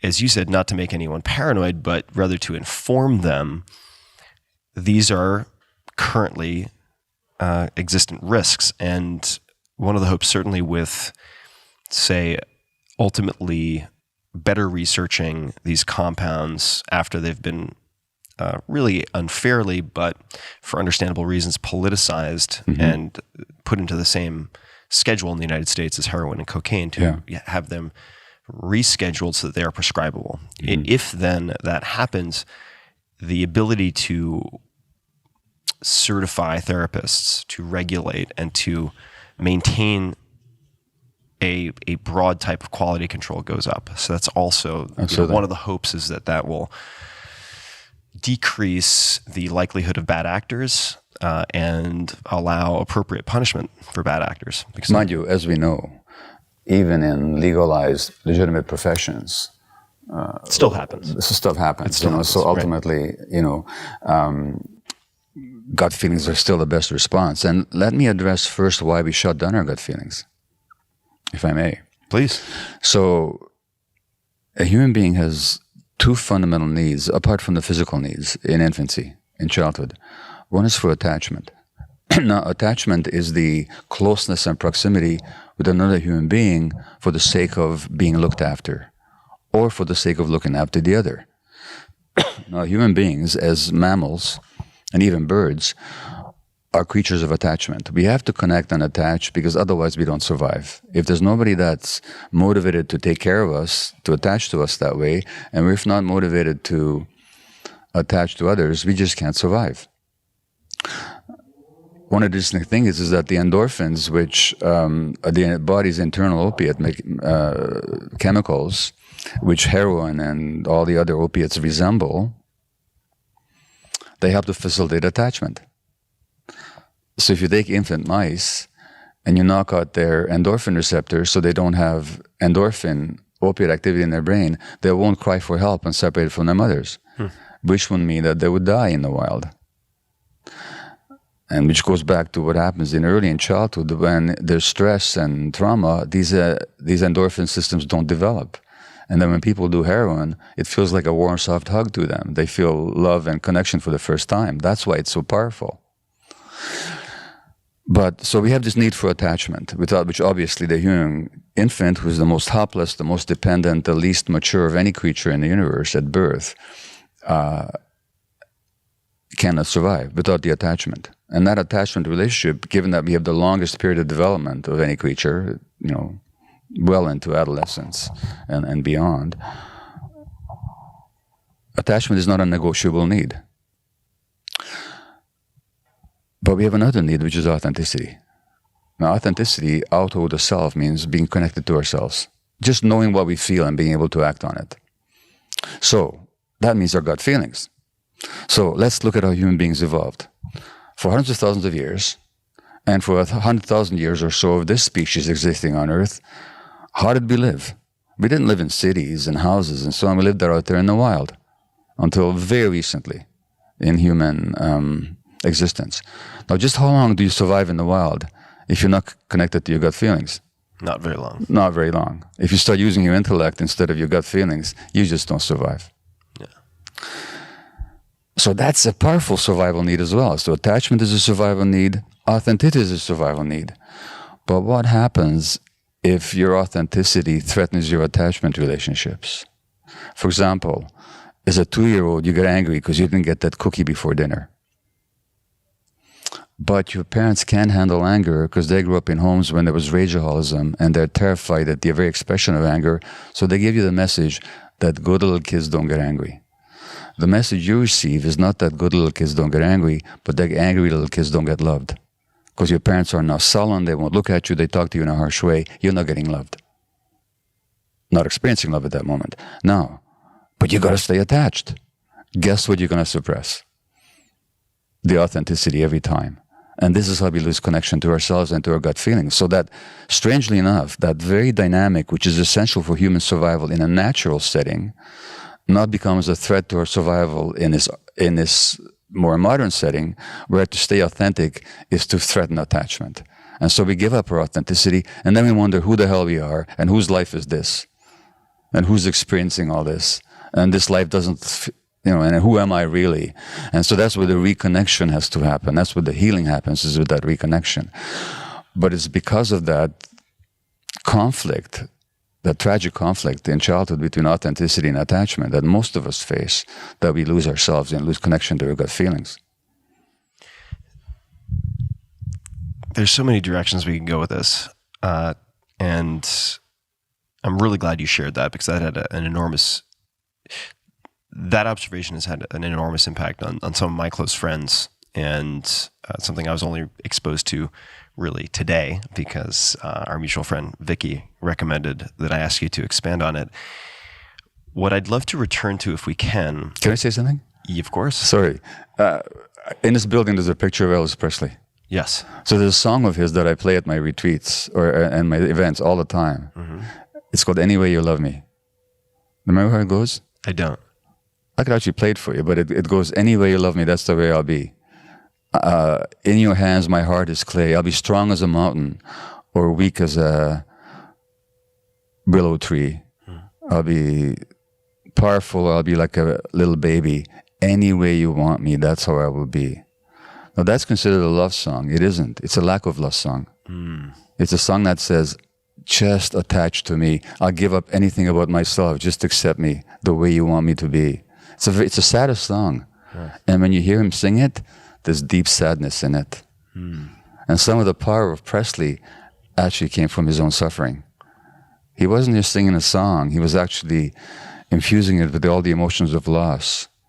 So even though it's presented like a love song, it's actually a song about the loss of love. And that's the situation of the infant who says, just love me. I'll be anything you want me to be. And that's the tragic conflict between attachment and authenticity. Yeah. So this ties into exactly where I was going. Yeah.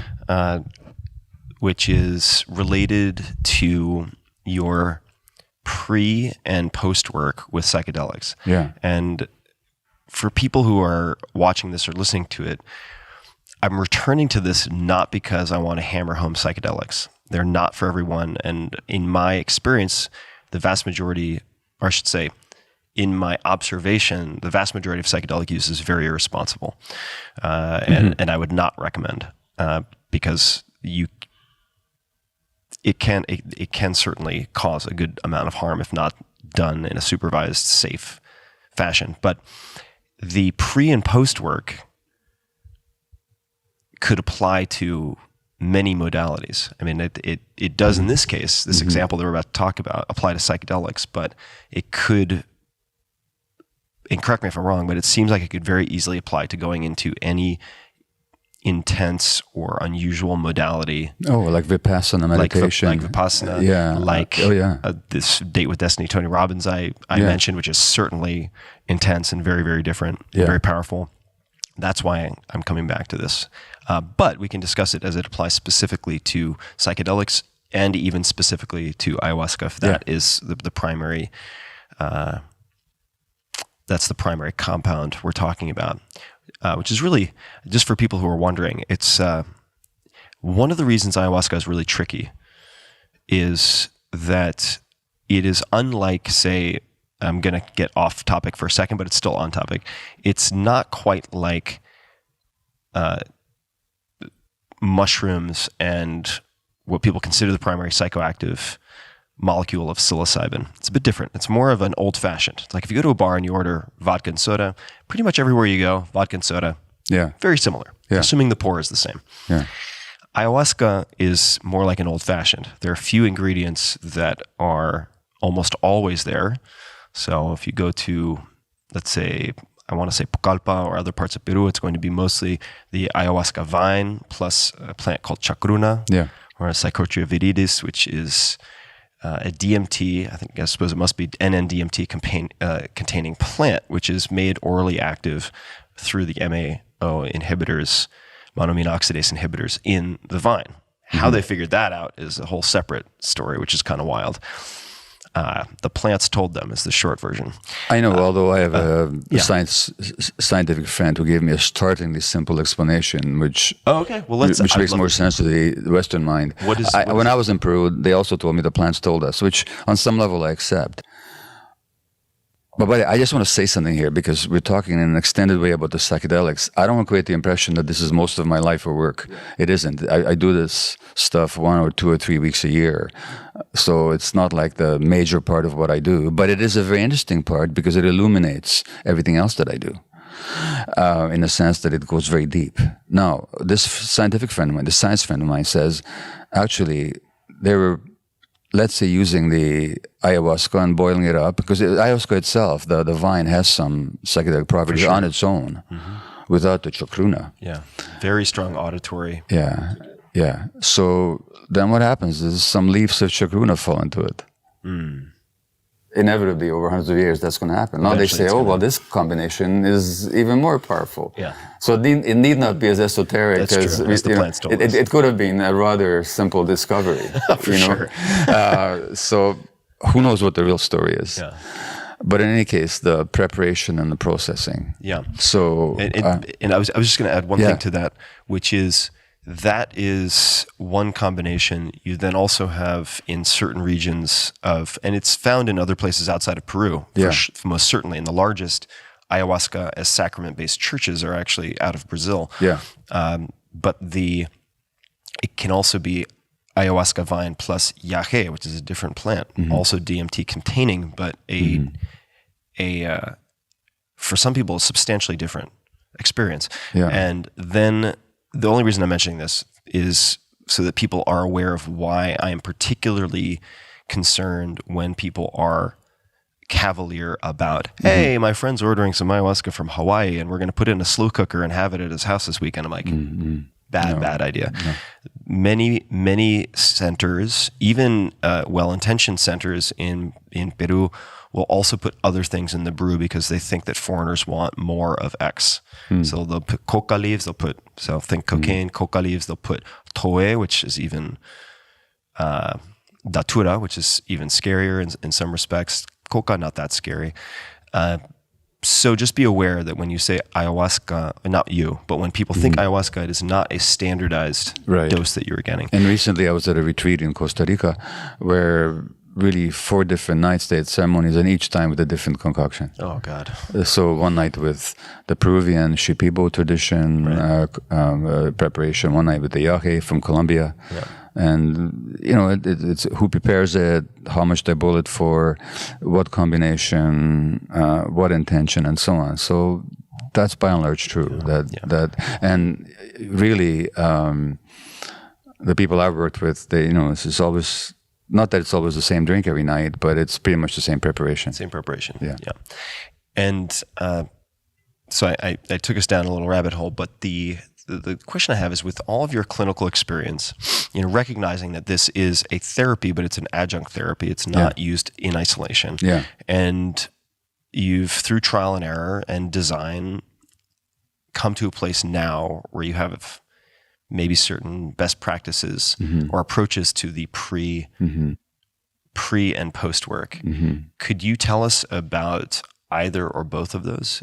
Sure. And, ideally maybe exercises or questions people could think about on their own. I know it's hard to recommend that in isolation perhaps, but I'd love to hear any details that you're willing to share about the pre and post. Sure. Because it's so important. It's hard to, for me at least in my limited experience even, to overemphasize. Well, with ayahuasca specifically, which is not the only modality I work with, but with that specifically, there's a physical preparation. For example, no caffeine for a period of time, no red meat, cutting down on salt, excluding dairy products. So there's a physical preparation just to cleanse the body and to make it more receptive to the ayahuasca. From the emotional and psychological point of view, you want somebody to really formulate an intention. What I want out of this experience? Because intention is everything. So it's not like, I'm going to take this stuff and let's see what happens. Why am I here for? Why am I coming? What is my intention in going there? What do I want to find out? What issues am I working with? So intention setting and really considering, what is my purpose in undertaking this experience? When people arrive, we don't just plunge into ceremony. In my ayahuasca retreats, we have a day and a half of group preparation. So everybody articulates their intention, why they're there, and we deeply explore how that intention arose, and what in their lives brought them to this point, and what issues that they need to deal with. And my way of working is to get people very deeply to their core issues, which they may not be even aware of, but again, through this process I call compassionate inquiry, and this is true whether I'm working with plants or not, they get to see what it is that they're really seeking. And what are they seeking? They're seeking themselves. They're seeking reconnection, ultimately. But there's steps that you go through. And then we help them set a specific intention for that first ceremony. And the specific intention is, what do I want to learn tonight? Not just what I want to learn in general, but what I want to learn tonight. Some people want to learn about, tell me about my fear. Teach me about my pain. Show me what love is. Show me what courage is. Show me what my strength is. See, it's not that the ayahuasca comes with an agenda. It works through you, and it manifests what's in you, so that your intention, the more specific it is to you where you are in life at that moment, the more effective it's going to be. And then the shamans work with you during the ceremony, and they chant to you based on what they're picking up from you at that moment. They work with you energetically. Sometimes they work hands-on as well. And you both have your own experience, and you share the group energy.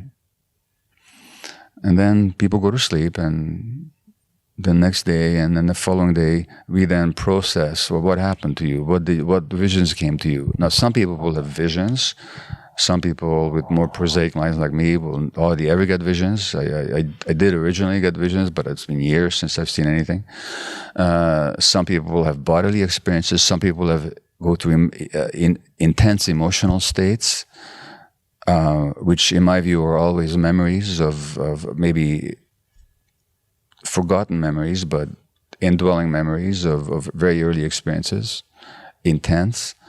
Some people will have beautiful entities coming and teaching them, jaguars and anacondas or various angelic entities. I've never been blessed with that. And I used to get frustrated, but actually, whatever experience you have, that's the experience you need to have. And for me, it's not about the visions or anything. It's about what is the teaching. And the teaching is always there. And the purpose of the processing is to help you find the teaching that was imparted to you by whatever experience you had, not about comparing your experience to the night before or 2 nights before or to the experience of other people. It's your specific experience. What does it mean in your life? So this is, and now post-retreat, then again, whether you do a program like Vipassana, or whether you do the Landmark Forum, or whether you do a Hoffman process, or whether you do any kind of transformational work or a meditation retreat, if you don't integrate what you've learned into your life and you build up some practice around it, it's going to become a memory, a nice memory.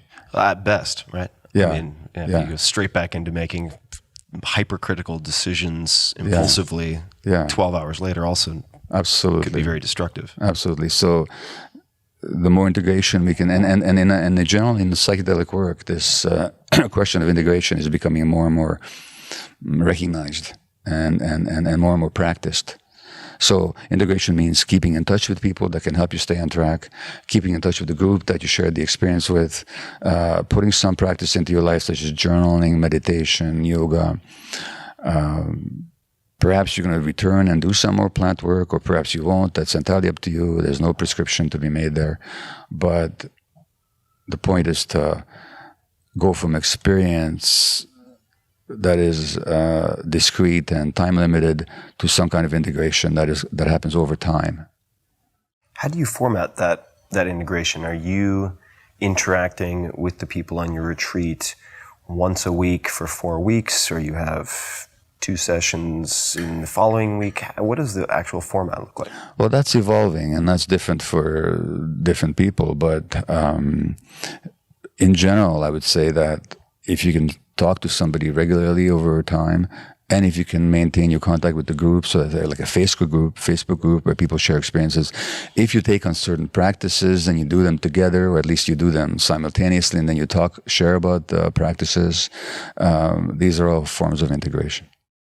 Which, and we've mentioned this a few times, applies to more than just the modality of using plant medicine. Absolutely. So after this, not to sound like a broken record, but this is very recent, after going to this Tony Robbins event with a number of people, including, we have a photo online, so I think he's fine with me saying it, Joe Gebbia, co-founder of Airbnb, Mark Benioff, the CEO of Salesforce, was sitting right behind me. Mm-hmm. He wasn't part of the group, but he's a friend, at least an acquaintance, getting to know each other. In any case, we kept a group text going afterwards to hold each other accountable, and also to set follow-up group calls, and so on.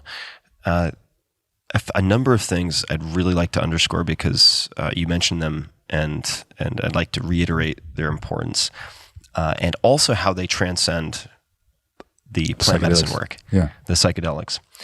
The first is you mentioned intentions, and I'll just share my experience and also a number of recommendations that helped me tremendously with plant medicine work, but then life in general, which is you set a clear intention, but the clear intention is not the same as an expectation. That's right. And if you go in and you have an expectation you can't let go of, that's right, many people end up trying to white knuckle the experience. And that's true in general in life, and it's very true for plant experiences. Yeah. So if you get there that this is going to happen, this should happen, and some people sit there the whole night resisting their experience because it doesn't meet their expectations. Right. So there's a card, it's a little card that I was given as a gift, which I didn't come to appreciate fully until maybe a year or two ago. I've been carrying it a long time. And it was given to me by an ex-girlfriend, and it says, the task which hinders your task is your task. And so you mentioned a few things, and you said, well, that is the work for that night. And I've come to know a few people I respect as, I hesitate to use the word, but because there are really only 2 or 3 people I've personally met I would feel comfortable calling a shaman. And they all have minimum 10, 15 years experience in a traditional apprenticeship setting.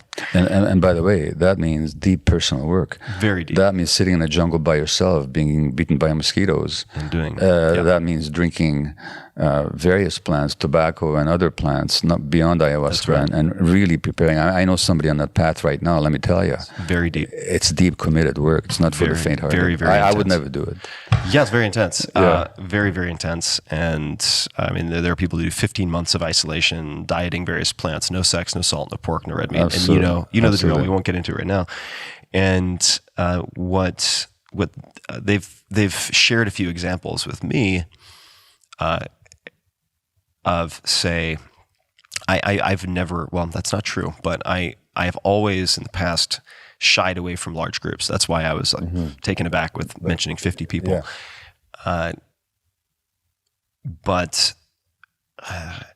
it seems very common in any group, especially larger groups, and this is true in psychedelics or at Vipassana retreats. They actually, the nickname for it that was given at the 10-day silent retreat I did at Spirit Rock was the Vipassana vendetta, where you decide that someone who's sitting close to you is coughing too loudly or clears their throat too often or whatever, and it starts to, you start to perseverate and think about it incessantly and maybe get angry about it.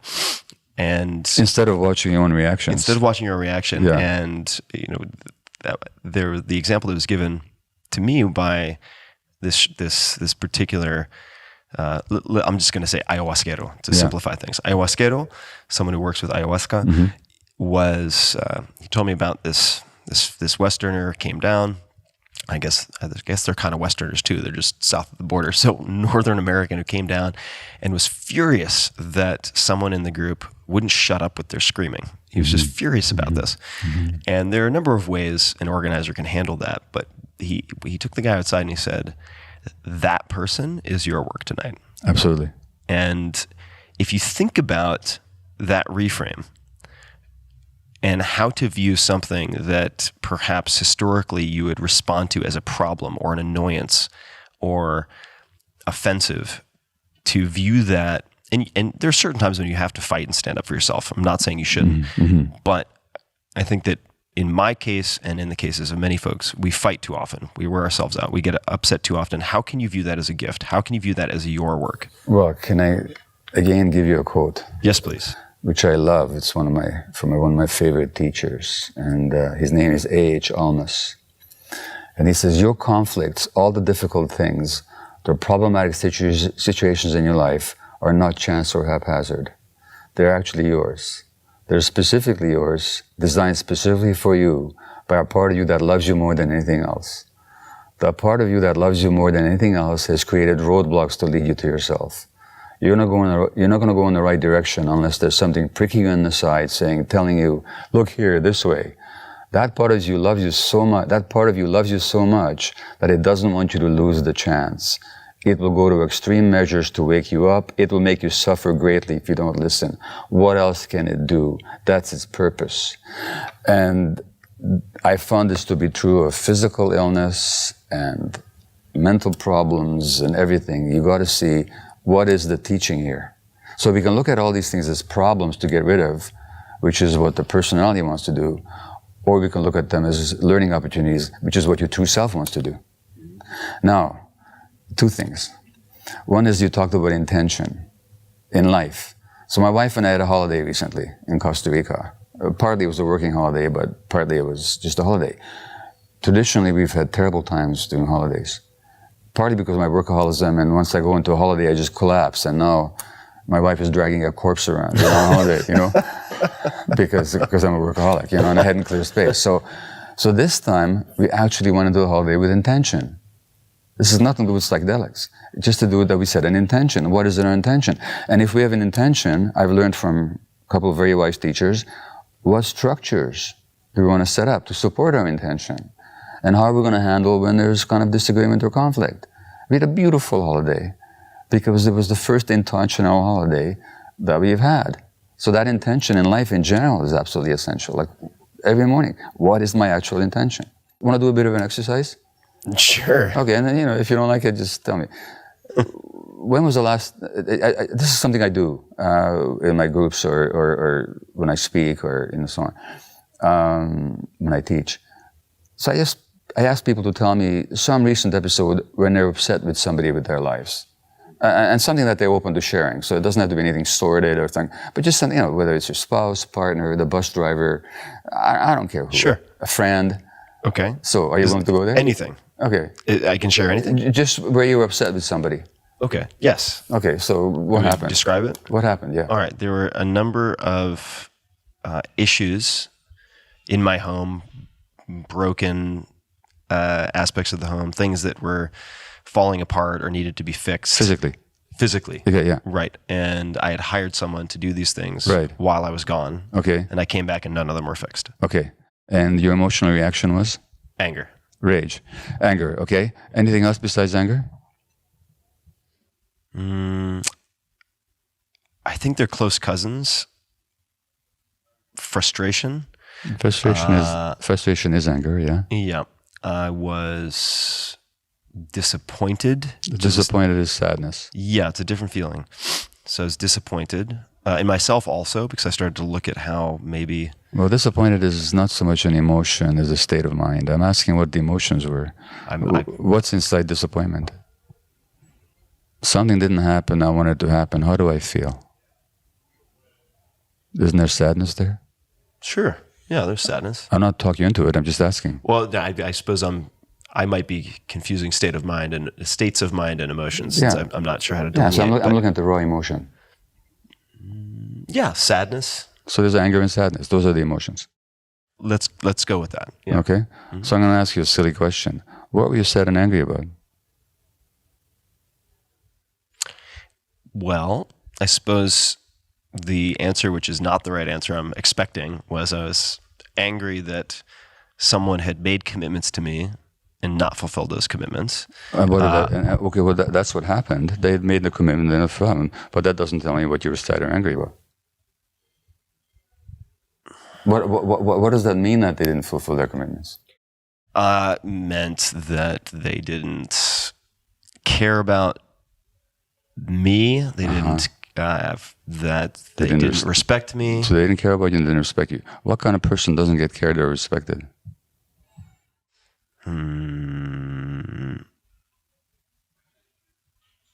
I might need a lifeline here. I don't know. Someone who doesn't deserve to be cared for or respected. Exactly. Somebody unworthy, right? Sure. Of respect and care. Mm-hmm. Okay? Now, if there are other people here, which there usually are when I do this exercise, I would ask them, okay, we just listened to Tim tell us about this experience. Are there other reasons why this other person might not have done the work that has nothing to do with him or her not caring about him or not respecting him? So what other reasons might there be? 1,000,001. Name one. Yeah, he could be in the hospital. He could be in the hospital. His what else? Partner carried one. Could have been in a car accident. Exactly. He had a flight delay and got caught on Puerto Rico during a hurricane. He's got ADHD. Yeah. He can't follow through. He's under stress and he couldn't. Right. Now the email that I was supposed to send is sitting in drafts, and I thought I had sent it, but in fact, he never received it. I mean. Okay, and any number of possibilities. Yeah. Now, of all the possibilities that you've just outlined, including that they don't care about you or respect you, which is the worst one? The one I immediately defaulted to. Right. So the worst. If the guy's dead, then it's bad. But internally. Yeah, internally, the worst assumption is the one that I immediately made. Exactly. So let's notice something. I should say we, because we're all like this, we don't respond to what happens. Mm-hmm. We respond to our perception of what happens. Right. Okay? That's what the Buddha said. It's with our minds we create the world. So that if you'd found out he had ADHD or he was stressed, or you might have been sad for him, but you would not have been angry and you would not have been sad. Okay? You might have, So, first of all, we don't respond to what happens. We respond to our perception of what happens, to our interpretation of what happens. Number one. Number two, Of all the possible interpretations, we choose the worst one. Yeah. Number two. Thirdly, what I just said isn't true. We didn't choose it. It's not like you went through all these possibilities and you said... It wasn't multiple choice and I chose option D. Oh, no, he doesn't care about me. He doesn't respect me. You didn't do that. Your brain jumped there automatically, right? Mm-hmm. The question is why? Yeah. Now, here's the learning. First time in your life that you felt hurt and angry that when you perceived somebody didn't care about you or didn't respect you? Or has it happened before? This is where the exercise might go sideways. I'm going to hit pause on that. I think that's probably for more of a conversation over wine. But you'd probably agree it's not the first time. It's not the first time. Very good. And most people I talk to, it goes back way back. Yeah, this goes way back. Into childhood. Mm-hmm. Okay? And that's what trauma is. We don't respond to the present moment. We respond to the past. Now, but along the lines of our discussion, it's a beautiful learning opportunity. Now you get to know. Now, what if you assumed for a moment that you're the most lovable, most worthy of care, most worthy of respect person in the history of the universe? And this guy doesn't do your home. What's your response? Any number of the other options which does not trigger an intense negative emotional state. Yeah.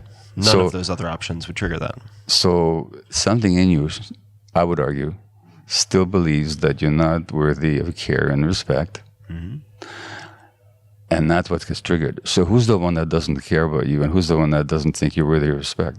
No, it'd be me. It would be you. Yeah. No, that's a learning. No, it is. And this is exactly what you're talking about. You're saying how these difficult things, how these problems are always teaching opportunities. And that's the beauty of healing, is that when you reframe things and you actually see the source within ourselves, all of a sudden, that's liberating. Because guess what? If you're feeling that way because this guy did this or didn't do that, that makes you a victim. Yeah. But if you see that you're the source, now you're powerful. Yeah, you're empowered. You're empowered. And exactly. This is something that a friend of mine here in Austin, Robert Rodriguez, recently said to me in a very similar way. I mean, it was a completely different context. He was actually telling a story about someone else who was constantly blaming people for everything in the film world. And he said, if you are the victim and it's everyone else's fault, you're powerless. And he said, but keep in mind, every time you're pointing a finger at someone, and I'd never heard this, I know it now after the fact that there are other people who have said this, but he said, every time you're pointing a finger at someone, keep in mind that there are 3 fingers pointing back at you. Exactly. And I thought about that. I was like, wow. Yeah, that's great. Just a good great sentence to keep in mind. No, this is a recording studio sometime? Was it? They do recordings. They do music. Did they record in the past or just... Did Johnny Cash ever record here by any chance? I don't know if Johnny Cash was ever here. I would say it's possible because this place has been around for a long time. The reason I ask is because he's got a song that I play at all my events. In Your Mind, it's called. He says, it all goes down in your mind. It's from the soundtrack of Dead Man Walking. And I think he wrote it himself. It all goes down in your mind. And it goes 1 foot in the fire, 1 foot on Jacob's ladder, another in the fire. It all goes down in your mind. So whether you're going to hell or you're on the way to heaven, it all happens up here, which is such a powerful teaching, because this is what we can work on. Yeah. You know, if we're victims of the world, Ramana Maharshi, who's a great Indian guru, he said something like, if your foot hurts when you walk outside, you can do 2 things. One is to wrap the whole world in burlap, or you can get a pair of shoes. So in other words, you can see yourself as the victim of the world and trying to change the world so that they won't hurt you anymore, or you can actually empower yourself. Yeah. And that's what the healing is all about. Well, I will say the reason I wanted to have you on now is because I've been so focused on trying to navigate these things myself over the last several years, but most intensely over the last several months. And I wanted to be ready to have this conversation with you. And how are you doing so far? I'm great. I'm great. I'm doing very well. I think I'm the sanest and arguably in the best place I've been maybe ever. So I feel very good. That's very good. Which means that that healing is just available. It's just possible. Yeah. You know, I got an email a few months ago from a woman called Bettina Goering. Now, Hermann Goering was the chief of the Luftwaffe under Hitler. Oh my God, that's right. I was wondering where I knew that name. Yeah, and he was the head of the Gestapo. Mm-hmm. Just an opiate addict, by the way, and a very clever, very ruthless man. His great niece sent me an email a few months ago to thank me for my work. And she's been through her own process. Imagine the karma she was carrying. Yeah. And all the healing she has had to do. So there was her great uncle trying to kill me and my people. And there's the great niece making contact with me. And to me, just in your example, and my example, and the example of so many people I know, it's not like I'm a baked piece of cake, you know. It's going to continue as long as I live. But I experience internally the goodness and the healing that's available to us, and I didn't used to. And I used to think I could help heal everybody, but that I was beyond healing myself. That was my core belief, you know. Well, that's been my core belief for the last 10 years. Okay, it just ain't true. And anybody listening, I just want to know, it doesn't matter what state of mind you're in, it doesn't matter what you're experiencing, it's human, it is transmutable, it is transformable, because that true self that you got disconnected from is still available to you. So it's not a question of just talking about what happened in the past. It's a question of how do we reconnect to ourselves. And what you're describing about your own state, if I can put it in one sentence, you'd probably agree with me that you're probably much more connected to yourself than you used to be. 100%. Yeah. 100%. That's the prerequisite. I mean, that's why I feel the way I described. Exactly. Gabor, I really want to encourage people to learn more about you and your work. And there are certainly a number of places they could start. Where would you suggest people dig more deeply? Is there a particular book of your books you would suggest they start with? Is there a particular social media handle where they can pay attention and learn various announcements and see what you share of your work and others?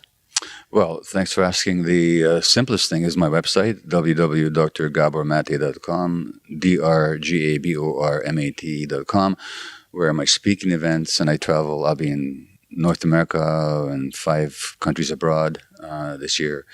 My speaking events are listed. Chapters of my books are available, write-ups about my books, articles I've written. I've multiple talks on YouTube that people have filmed and posted, seen by hundreds of thousands of people. I have a Facebook video that somebody did about my work that's been seen 12 million times now. So there's all kinds of ways to discover me on Facebook, on YouTube, at my website.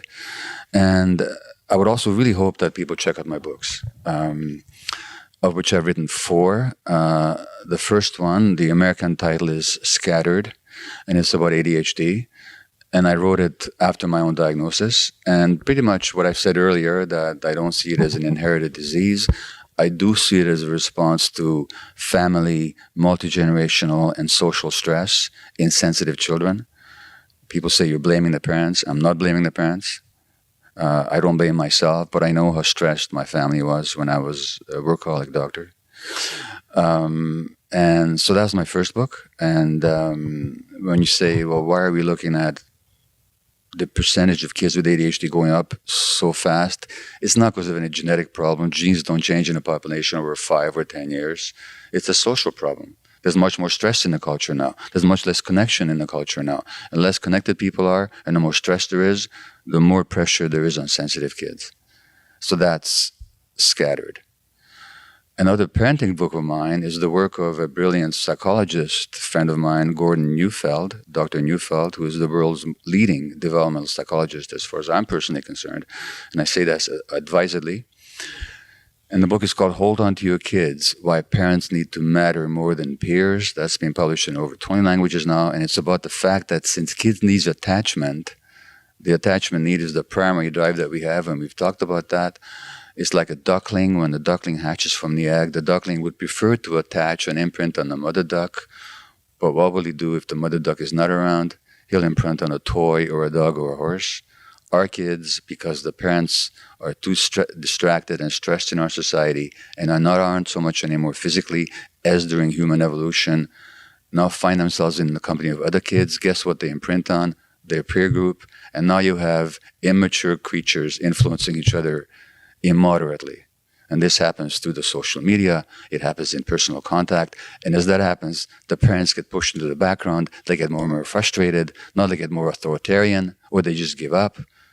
And kids, therefore, don't grow up. They don't mature, and they develop all kinds of problems.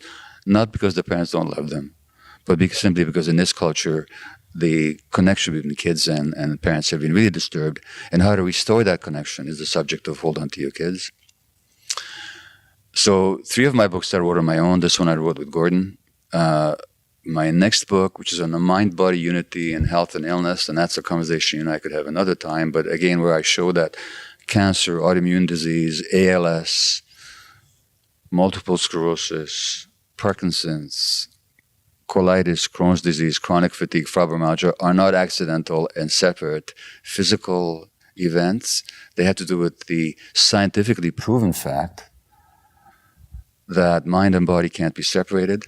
And when things happen emotionally, they will also happen physiologically. In fact, it can't be any other way.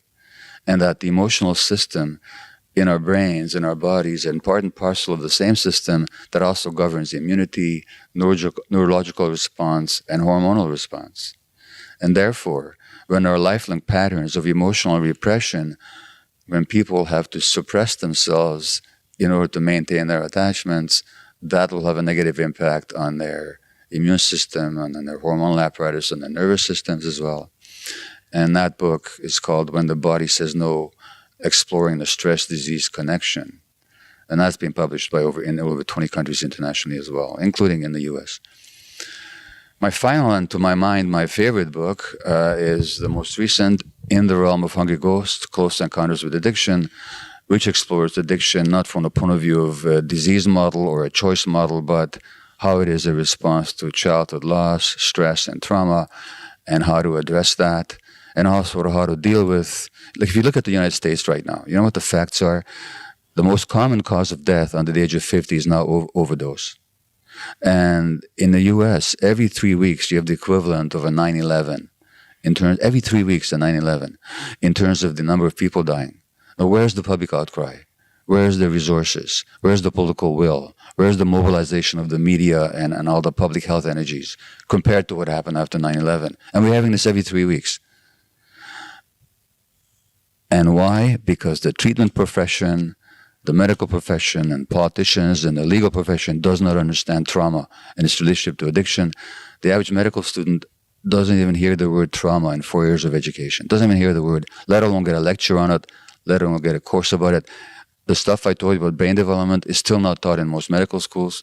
So we have this response to addiction, which is just dealing with the effects, the behaviors, controlling the manifestations, and not dealing with the causative factors. That's why people don't get better.